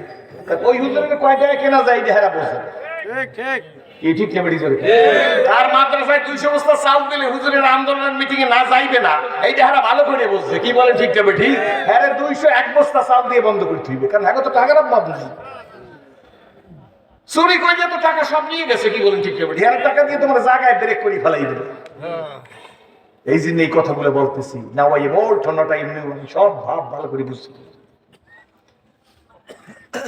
সাদের নেই খাল্লার নবী মুস্কি মুস্কি আসতেছে, বুঝছি ব্যাপারটা নেগেটিভ সেন্স আসছে। আমার নবী মনে এইরকম চিন্তা করতেছে, শাসক করে বসে রয়েছে। সাদের এই আসছেন আমর ইবনে লুহাবের মেয়ে, ঘরের ভিতর থেকে দরজায় টোক্কা দিছে, বাপের ডাক দিতেছে, কণ্ঠ আরেকজন শুনবে।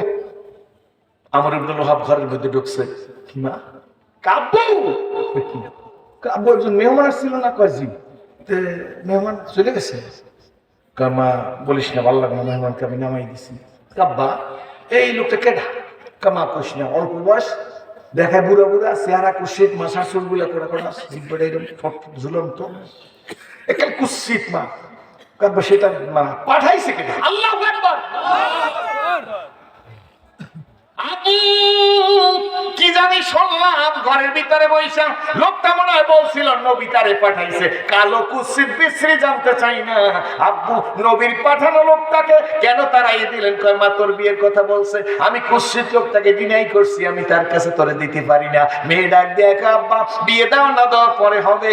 নবীর পাঠানো ডেলিভারকে, নবীর পাঠানো রিপ্রেজেন্টেটিভকে, নবীর পাঠানো প্রতিনিধিকে যদি আপনি এইভাবে তারাই দেন গো, নবী তো পাঠাইছে। কি বলেন ঠিক নেবে? ঠিক। তাইলে আব্বা আমার ভয় হইতেছে, অনতি বিলম্বে আপনারে আল্লাহ কোরআন দ্বারা অপমানিত করবে। এটা মাইয়ের সুবহানাল্লাহ।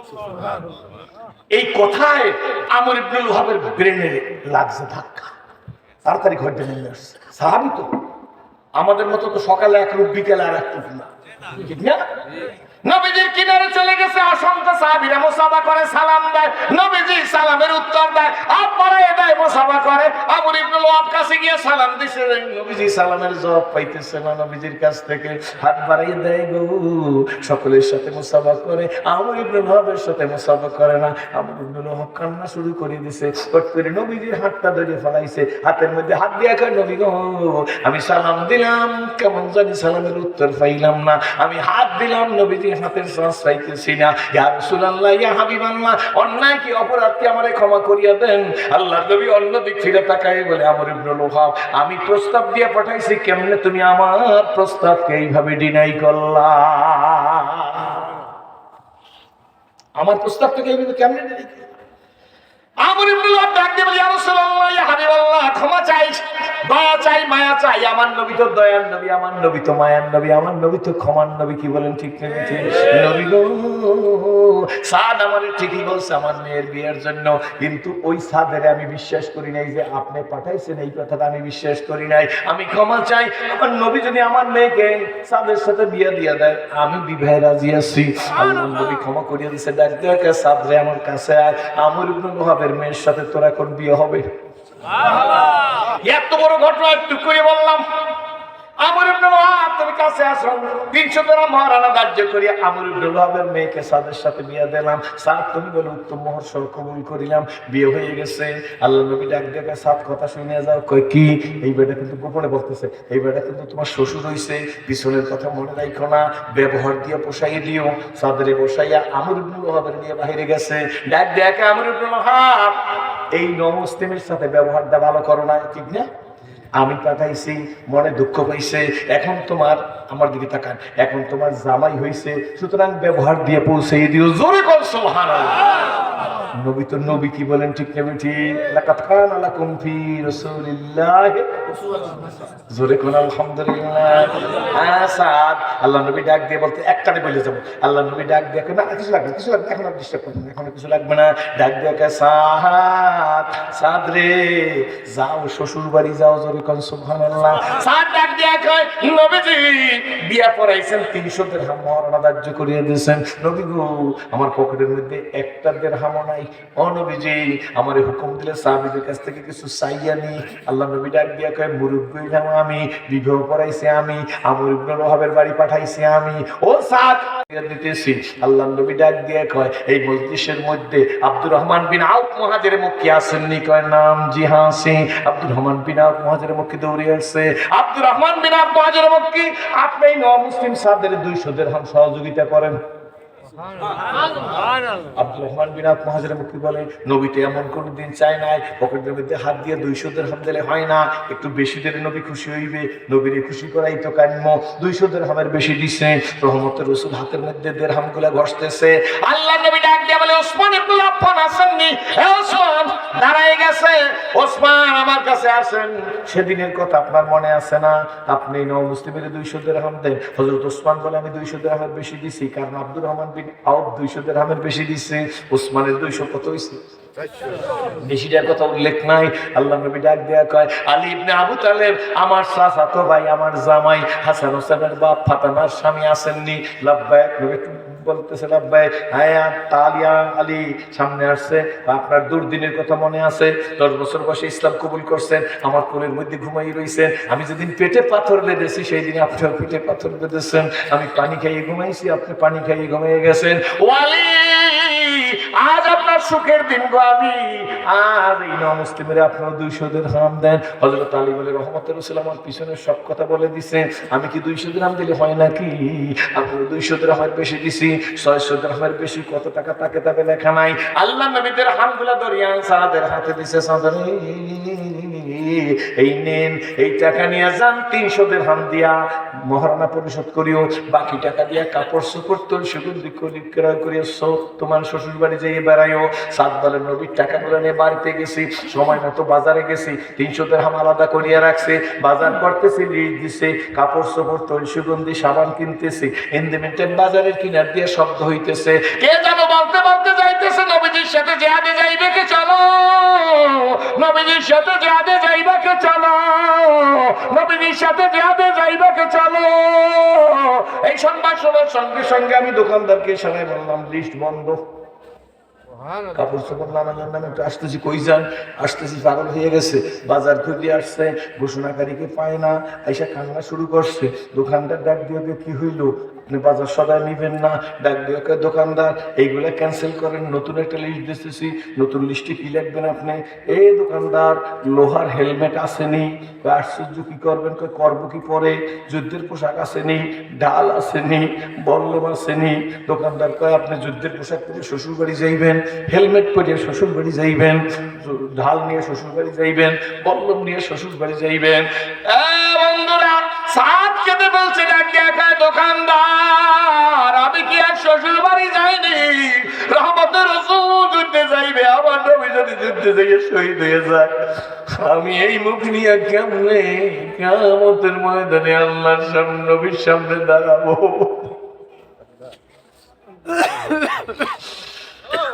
দোকানদার, না না, কাপড় চোপড় সুগন্ধি রাখো, যুদ্ধের পোশাক দাও।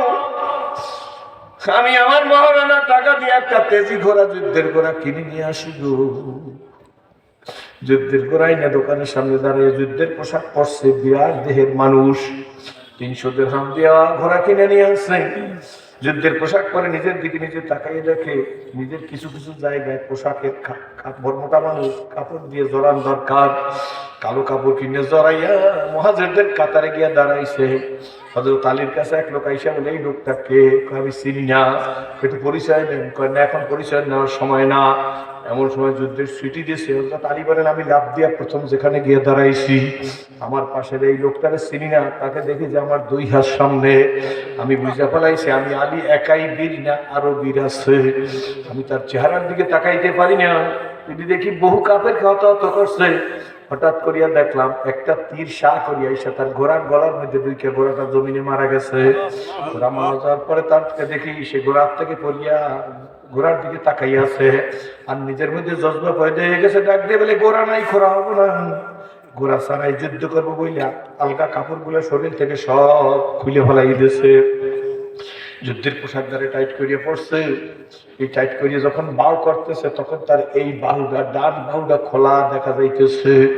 ওই যুদ্ধের মধ্যে আল্লাহ নবী ছিলেন, দূর থেকে নবীজি তাকাই দেখে সাদের মতো কালো দেখা যাইতেছে। আল্লাহ নবী ডাক দিয়ে কয়, এই সাহাবীরা, ওই যে সাদের মতো দেখা যাইতেছে, তাইলে কি সাদি নাকি? আমি তোকে শ্বশুর বাড়ি পাঠাইয়ে দিচ্ছি। এই কথাটা সাদ বলে আমার কানে পৌঁছে গেছে। আমি একটা দৌড় দিয়ে নবীজির কাছে গিয়ে বলি, হুজুর আমি সাদ। আল্লাহ নবী ডাক দিয়ে বলে, তোরে কি আমি যুদ্ধের ময়দানে আসতে বলছি? তোর তো শ্বশুর বাড়ি যাইতে বলছি। সাত কান্না জড়িত কণ্ঠে ডাক দিয়ে, কেন রাসূলুল্লাহ, শ্বশুর বাড়ি যাওয়ার জন্যই তো এই সুগন্ধি কিনতেছিলাম, কিন্তু ইন্ডিমিটেড কে যেন বলতেছে নবীজির সাথে জেহাদে যাইবে কে চলো, নবীজির সাথে জেহাদে যাইবে কে চলো।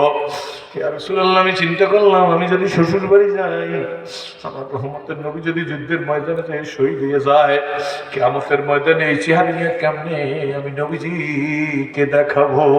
তাই হুজুর আমি যুদ্ধে চলে আসছি, ক্ষমা চাই। আল্লাহ নবীর চোখের পানি বের হয়ে গেছে। ডাক দিয়ে কে, সাদ আমি যেন দেখতেছি জান্নাতি হুরিরা তোর ইস্তেকবাল দিতে আসছে।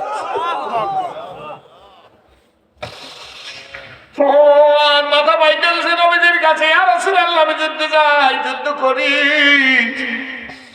নবীজি সাদের মাথা দিয়ে কয়, সাদ যা, সময় বুঝি বেশি না। সাদ যুদ্ধ করতে চলে গেছে নবীর দোয়া নিয়া। হঠাৎ করে 2 জন সাহাবী দৌড়ে এসে ডাক দিয়ে, নবী গো, যেই সাদের দোয়া করিয়া দিছেন সে তো শহীদ হয়ে গেছে। আল্লাহ নবী ডাক দিয়ে, তোমরা আমার 2 পাশে 2 জন দাঁড়াও। 2 জনের কাঁধের উপর আল্লাহ নবী হাত দিয়া পাও টিপে টিপে যাইতেছে। একজনে ডাক দিয়ে, নবীজি পাও দিয়ে টিপ দেন, বৃদ্ধাঙ্গুলির উপর ভর করে দাঁড়ান কেন? দাঁড়াইবো কোন জায়গায়? ফেরেশতা তো সব জায়গায়, আমি আঙ্গুল রাখতে পারতেছি না। আমার সাদারে গোসল দাও, গোসল দিয়ে কাফন পরাও, আমি জানাজার ইমামতি করব। আল্লাহ নবী সাদের জানাজার ইমামতি করার পরে আল্লাহ নবী ডাক দিয়ে, দে দে দে দে, আমার বুকে দে। আমার সোনামণিরারে আমি কবরে রাখবো। কবরে নাইমা নবীজি এইভাবে হাত পাচ্ছে, সাদের লাশ তার নবীজির হাতে দিছে। আল্লাহ নবী দুই হাত দিয়ে বুকের সাথে লাগাইয়া কাঁদে রে, সাহাবীরাও কাঁদে। আল্লাহ নবী কাঁদতেছে, সাহাবীরাও কাঁদে। হঠাৎ করে নবী একটু ডান দিকে আর বাম দিকে তাকাইছে।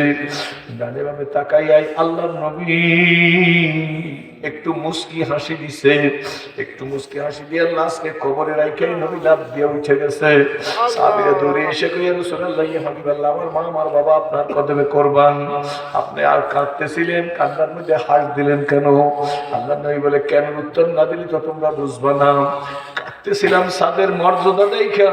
নবী গো হাস দিলেন কেন? ডানে তাকাইয়ে দেখি হুরিরা সাদের গলায় গালে চুমা দেওয়ার জন্য আসতেছে। বাম দিকে তাকাইয়ে দেখি হুরিরা সাদের গালে চুমা দেওয়ার জন্য আসতেছে। আমি নবীরে দেখে লজ্জা পাই। এই কারণে আমি আর দেরি করি নাই, আমি কবরে রাইখাই উঠে আসছি। বন্ধুরা বাবাজিরা রে, শ্রীপুরের মানুষ, আমি সিরাজি ছিলাম জাহান্নামের আসামি। আমি তো জাহান্নামের আসামি ছিলাম। আমি যদি ইসলাম কবুল না করিয়া মারা যাইতাম, দুনিয়ায় দাউ দাউ করি আগুন জ্বলতো, তার মধ্যে আমাকে জ্বালাই দিত। কিন্তু আমার মালিক আমার গলায় কোরআনের রশি লাগাইয়া বুড়া নন খোলার মাদ্রাসার স্টেজে বসাই দিছে। এইটা আমার যোগ্যতায় না।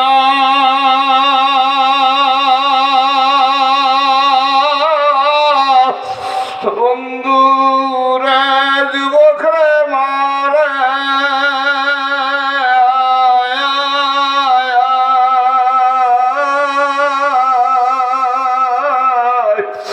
মালিক ডাকতেছে। আমার স্পষ্ট মনে আছে 2001-এর ঘটনা।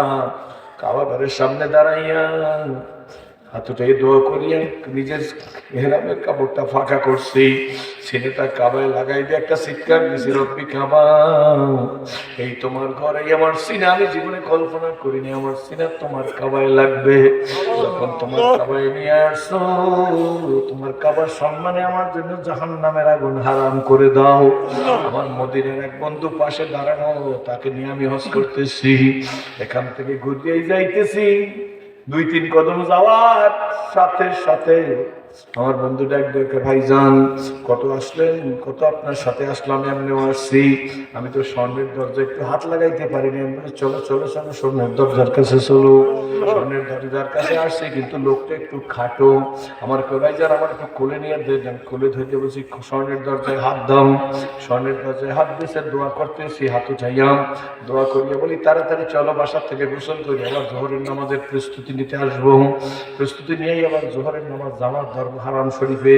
এই কথা বলি একটা কদম সামনের দিকে দিছি, এমন সময় শুনি একজন মহিলার কণ্ঠ দিয়া মহিলার আর ফার্সি শের বলতেছে, মাসনাবি শরীফের শের রে, মাসনাবি শরীফের শের বলে, তাও মহিলার কণ্ঠে।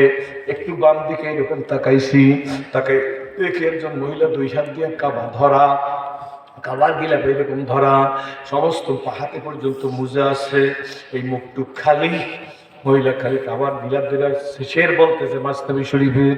আমি বলে, মাসনাবি শরীফের কত শের আর একজন মহিলা বলতে পারে? অন্যদিকে তাকাইয়া আমি এক এক করে 64টা শের বলছে মহিলা মাসনাবি শরীফের। আমিও মাসনাবি শরীফ পড়া, আমিও বলে অবস্থা পড়া, হুজুরও মাসনাবি শরীফ পড়ছে। একটানা 64টা শের আমি বলতে পারবো না, ভাঙা ভাঙা হয়ে যাবে, অনেক সময় লাগবে।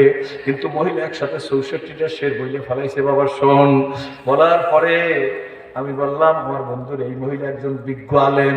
ভাইজান কেমনে বুঝলেন? আমি বললাম যে শের শূন্য বুঝলাম।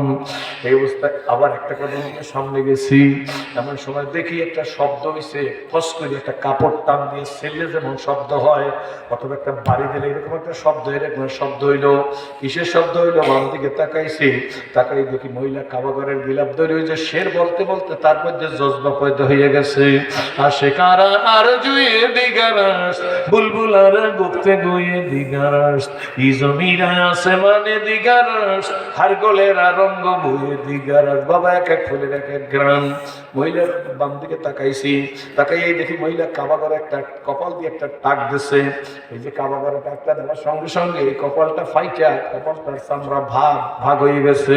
তাকাই দেখি দর দর করিয়া রক্ত পড়তেছে, কিন্তু মহিলার কোনো হুঁশ নাই। মহিলার খাবার গিলাপ ধরা অবস্থায় আছে।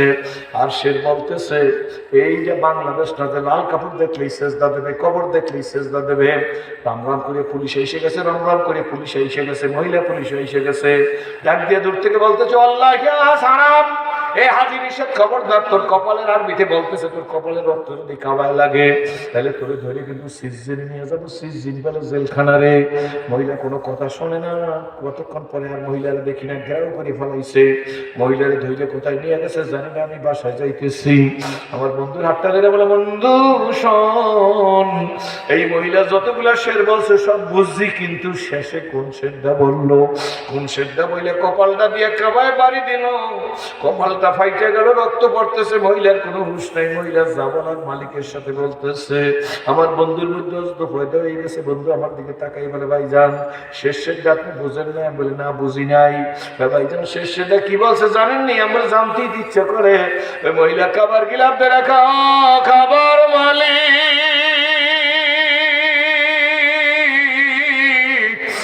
রব্বি খাবার ঘর তোমার পাইছি রে, ঘর পাইলে হবে না, ঘরের মালিক সারা বাড়ি যাব না। মহিলা কাবা দরিয়া কয় মালিক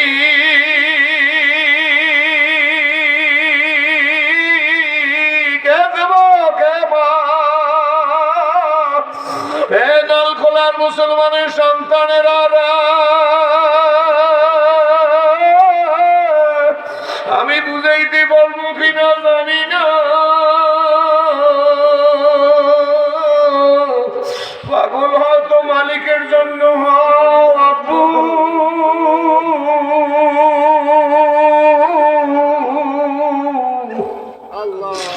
মহিলা কাবার গিলাপ রাখা ঘর পাইলে হবে না,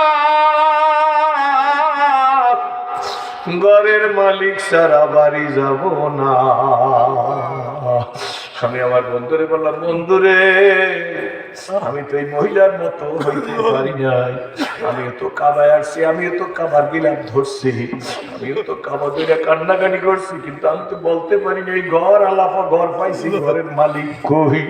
এই নলকলার বাইরে আব্বুরা মুরব্বীরা কে কোন পীরের মুরিদ আমি জানি না আব্বা। গরু হইয়া মালিক সেনে, কুকুর হইয়া মালিক সেনে ভাইয়া বাগবার লোক কুকুরের মালিক সেনে, আমি কেন মালিক সেনব না? কে কে মালিক সিন্না বাড়ি যাইতে রাজি হাত বাড়াইয়া দেখা যে হুজুর হাতে নাড়া দাও, হাতে নাড়া দাও। যদি কপাল ভালো হয় বাবা রাগ করিও না, হাত নামা। মুরব্বীরা দাঁড়াইবেন না, কোন কোন যুবক পারবি আব্বু সেরা ধীরে দেখাইতেছি হুজুর আই যাইতে তৈরি হইলাম, কোরআনের পাগল হব, মালিকের সিন্না কবরে যাব, এমন যুবক কে দাঁড়াইতে পারবে আমি দেখতে চাই। আল্লাহ তুমি কবুল করো। আব্বু দাঁড়াইয়ে দেখাও, আব্বুরা দাঁড়াইয়ে দেখাও, মনটা খুলে দোয়া করবো, প্রাণটা ভরে আল্লাহর কাছে বলবো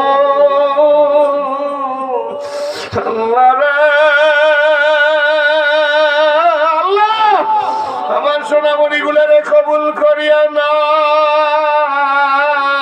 আলহামদুলিল্লাহ মাইলা বৈশা পড়। আমি হয়তো বুঝাইতে পারলাম না, যদি পরবর্তী কোনোদিন আসি মন খুইলা কথা বলবো। আসলে বাবা দিলটা বইরে গেছে, যারা দাঁড়াই গেছে হয়তো মেয়েদের পাট জুতা সোতা করার যোগ্যতা নাই, কিন্তু এইসব মানুষগুলো আমাকে ভালোবাসে। আল্লাহ, এই তো আজকের মাসের মনে হয় 15 তারিখ না 16 তারিখ, আজকে 16 ডিসেম্বর। 2রা ডিসেম্বর আমার ভ্রমদামারি নাগেশ্বরী মাহফিল ছিল। কুড়িগ্রামের একটা স্পষ্ট ঘটনা বলে দিয়েছি, ওই যে বসিরউদ্দিন মুন্সির কথা শুনছেন, ওই কোরআনের ঘুঘু মুন্সি ওইখানের কথা। বাবা, গত বছরের আগের বছরের ঘটনা, এবার না, এবার তো 21শে ডিসেম্বর আমার দাওয়াত আছে। আমি তাদের একটা ঘটনা বলেছি, গত বছর এইরকম গরমের মধ্যে গেট থেকে ঢুকতেছি, হাজার হাজার মানুষের ভিড়, একটা ছেলে, যুবক ছেলে দৌড়ে আসছে, দেখি কি সুন্দর দাড়ি, মাথায় টুপি, জামা, গায়ে কান্দের মধ্যে পাগড়ি, ডাক দিয়ে আমার জড়াই ধরছে। আমি এই গরমের মধ্যে জড়াই ধরছো কেন? তোমার পরিচয় কি? তোমার মতলব কি? এমন করো না, আমি মাদ্রাসায় যাই, রুমে আইসো। যুবক ছেলেটা আমার ডাক দিয়ে বলে, হুজুর এই যে টুপি আপনার অবদান, এই যে দাড়ি আপনার অবদান, এই যে জামা দেখেন আপনার অবদান। আমি বলে এমন কথা বলতে নাই। হুজুর কসম খোদার আপনার অবদান। আমি বলে কেমনে? হুজুর 1 মিনিটে শেষ করবো, ওই ভিড়ের মধ্যে আপনার বেশি কিছু বলবো না। লোক ভিড় করে গেছে, দরজা গেট প্রায় বন্ধ হয়ে যাওয়ার ফলাম। ডাক দিয়ে হুজুর এই যে ইস্তেমা, গত বছর পর্যন্ত আমার কোনো খেয়াল ছিল না, এখানে কি পীর বুজুর্গ সরমানের হুজুর আসে, চেহারার দিকে একবারও চাই নাই। আমি ছিলাম গাজার সম্রাট, ওই যে ওইখানে গাজার আসো বসতো, আঙ্গুলটা দেখাই দিয়ে হুজুর আপনি যখন গেট দিয়ে ঢোকেন তার আগের বছরের কথা বলতেছে। আপনাকে হুজুর ইউটিউবে দেখছি, আমিও কেমন গাজা খাইয়া আসছি, এই গেট দিয়ে বাইরে চলে যাবো, কিসের ওয়াজ, কিসের দিকে, কিসের পীর, কিসের বইটা আমি কারোর চিনি না। হঠাৎ আপনার দিক চেহারা পর চেহারার দিক তাকাইছি, আমার হাতটা ইচ্ছা অনিচ্ছা আপনার দিকে চলে গেছেন। আপনি আমার হাতটা ধরে টান দিয়ে নিয়ে আমার কপালে একটা চুমা দিচ্ছেন, গালের মধ্যে চুমা দিচ্ছেন। যুবক হুজুর খোদার কসম, আপনি যদি গন্ধ পেয়ে থাকেন, তখন আমার মুখ দিয়ে তাজা গাজা খাওয়ার গন্ধ, গাজার গন্ধ আসতেছিল। হুজুর আপনি আমার সুমা দিয়ে সাইডে দিয়েছেন কেন আমি জানি না হুজুর। রাস্তাটা ক্রস করে উপর যাইয়াই আমি রাস্তার নিচে ঢাল দিকে বসে গেছি। পায়ের মধ্যে স্যান্ডেল ছিল, স্যান্ডেলটা খুইলেই নিজের গালের মধ্যে নিজে ডান দিকে বাম দিকে পিটানো শুরু করছি। একা একা কারণে দেখি না, আমি কেন হুজুর গালের মধ্যে পিটান দিছি। আর বলছি অমুসলিমের ঘরে সিরাজ হিসেবে জন্মগ্রহণ করছে, বরিশাল থেকে কুড়িগ্রামে দাওয়াত দিতে আসছে, এই পবিত্র মুখটা দিয়ে আমার গালের মধ্যে চুমা দিয়েছে। আমি এখনো গাঁজা খাইয়া আসছি, আমার গালের মধ্যে চুমা দিয়েছে। আমার তো আর রেহাই নাই, আর জীবনে গালে দাড়িতে বেলেট লাগাবো না, এই মুখ দিয়ে আর জীবনে কোনোদিন গাঁজা খাবো না। হুজুর বাজার থেকে একটা সাবান নিয়ে একটা নতুন লঙ্গি নিয়ে বাড়ি গেছি। হুজুর বাড়িতে যাইয়া গোসল করতে ঢুকছি, মায়া আমার দিকে তাকাই রয়েছে। আমি তো একবার গোসল করে গেছি, আবার কেন গোসল করবো? আমি গোসল করে নতুন লঙ্গিটা পরে একটা পরিষ্কার জামা গায়ে দিয়া, মাথার মধ্যে টুপি দিয়ে যায় নামাজটা বিছিয়ে দিছি। নামাজে যখন দাঁড়াই গেছি, আমার মা পিছন থেকে কান্দার কামার গাঁজা কর বুঝলে ডারে কেডা জানি পাগল বানাইয়া দিয়ে গেছে। হুজুর মায়ের সব কথাই শুই না, 2 রাকাত নামাজ পড়ছি, তাও আপনার কাছে শুনছি সালাতুত তওবা। 2 রাকাত তওবার নামাজ পড়ে হুজুর আমি মায়ের যাইয়া পাও 2টা জড়াই ধরছি। হুজুর মায়ের পাও জড়াই ধরে, মা তুমি আমার মাফ করিয়া দাও, আমি তোমার ওই কুপুত্র যে কয়েকদিন আগেও গাজার টাকার জন্য দাও ধরছি মায়ের গলার উপর। আমার মায়ের গলার উপর আমি দাও ধরছি, টাকা দিবি নাইলে জবাই দেবো। মায়ের গলার উপর দা ধরিয়া কয় টাকা দিবি নাইলে জবাই দেবো। মা আমি সেই ছেলে, তোমার আমারে মাফ করিয়া দাও, বরিশালের সেরাজি আমারে পাগল বানাইছে। মাগো মুসলিমের ঘরে জন্ম হইয়া হুজুরে কলেমার দাওয়াত দিতে আসছে কুড়িগ্রামে, আর আমার গালে চুমা দিয়েছে। এরপর আমি এই মুখটা গাঁজা খাইলে আমি তো কুত্তার চাইও খারাপ, মাগো আমি শুয়ারের চাইতেও খারাপ। আমি আমার আল্লাহর সাথে ওয়াদা দিয়েছি আর গাঁজা খাবো না, আর মুখে বেলেট লাগাবো না। হুজুর এই 1 বছরের মধ্যে 1 ওয়াক্ত নামাজ তাকবীরুল্লাহ আমি সারি রে। আল্লাহু আকবার। আমি ছেলেটারে ধরে বললাম রুমে আইসো, চা খাইয়া যাইও। ছেলেটারে বিজয় দিয়ে আমি রুমে যাইতেছি আর কাঁদতেছি, চোখের পানি ছেড়ে দিয়ে বলছি মাবুদ আমার তো জীবনে কোনো আমল নাই। ওই ছেলেটারে আমি কি উদ্দেশ্যে চুমা দিছি? কপালটার মধ্যে দাওয়াতের উদ্দেশ্যে দিছি। আল্লাহ যদি তুমি কবুল করিয়া থাকো, রুসিলে আমারে মাফ করিয়া দিও। নলকোটার বাইরে বন্ধুরা খবরদার, দলাদলি চলবে না, মালিকের পাগল হওয়া লাগবে। গভীর রাত্রে নতুন জায়গায় বলছি, সেই জন্য কম করিয়া বাবা গভীর রাত্রে হাতেই বলছি, মালিক আমি রাস্তা চিনি না, আমার রাস্তা দেখাইয়া দাও। রাস্তা দেখাই যদি আপনাদের কাছে আনতে পারেন, আপনারা দরাদরি করিয়া নিঃশেষে বিবাহ্য হইয়া যাইবেন না। আমার মাওলারে ভালোবাসবেন, মালিকের চিনিয়া যাইবেন বাবা। ও তো সেদিন ভাইজান মাহফিলে ছিল, আমি বলছিলাম কত পাংশা মনে হয় 1 কেজি আলু খালি 1 কেজি দুধের দাম 100 টাকা। তার মধ্যে দুধের স্বরের সাথে এক ধরনের, দুধের সাথে এক ধরনের। 1 কেজি দুধের মধ্যে কিন্তু ছানা থাকে, দধি থাকে, তার স্বাদ আর এক ধরনের, দামও আলাদা। 1 কেজি দুধের দাম 300 টাকা, 1 কেজি ছানার দাম 800 টাকা, 1 কেজি মাখনের দাম 1000 টাকা। মাখন জ্বালাইলে ঘি হয়, তার কেজি 2000 টাকা। কি বলেন ঠিক তবে ঠিক? একটা জিব্বা দিয়ে দুধের সাথে এক ধরনের, ছানার সাথে এক ধরনের, মাখনের সাথে এক ধরনের, ঘির সাথে এক ধরনের, স্বরের সাথে এক ধরনের, শোল মাছ এক ধরনের, মাগুর মাছ এক ধরনের, ইলিশ মাছ এক ধরনের, ডিমের সাথে এক ধরনের, খিচুড়ির সাথে এক ধরনের। জিব্বা কিন্তু আলাদা না। জিব্বা একটা দিয়ে যে মালিক খাওয়াইলো, ওই মালিকের যদি চিন্তা কবরে যাইতে না পারি, তাইলে আমি লাকানুর নেমো খারাম। কি বলেন ঠিক নেবে ঠিক? আমার বাইরে, আমার বন্ধুরা, আমার মায়েরা, আপনাদেরকে যেন মালিক চিন্তা আল্লাহ কবরে যাওয়ার মতো তৌফিক দান করিয়া দেয়। যদি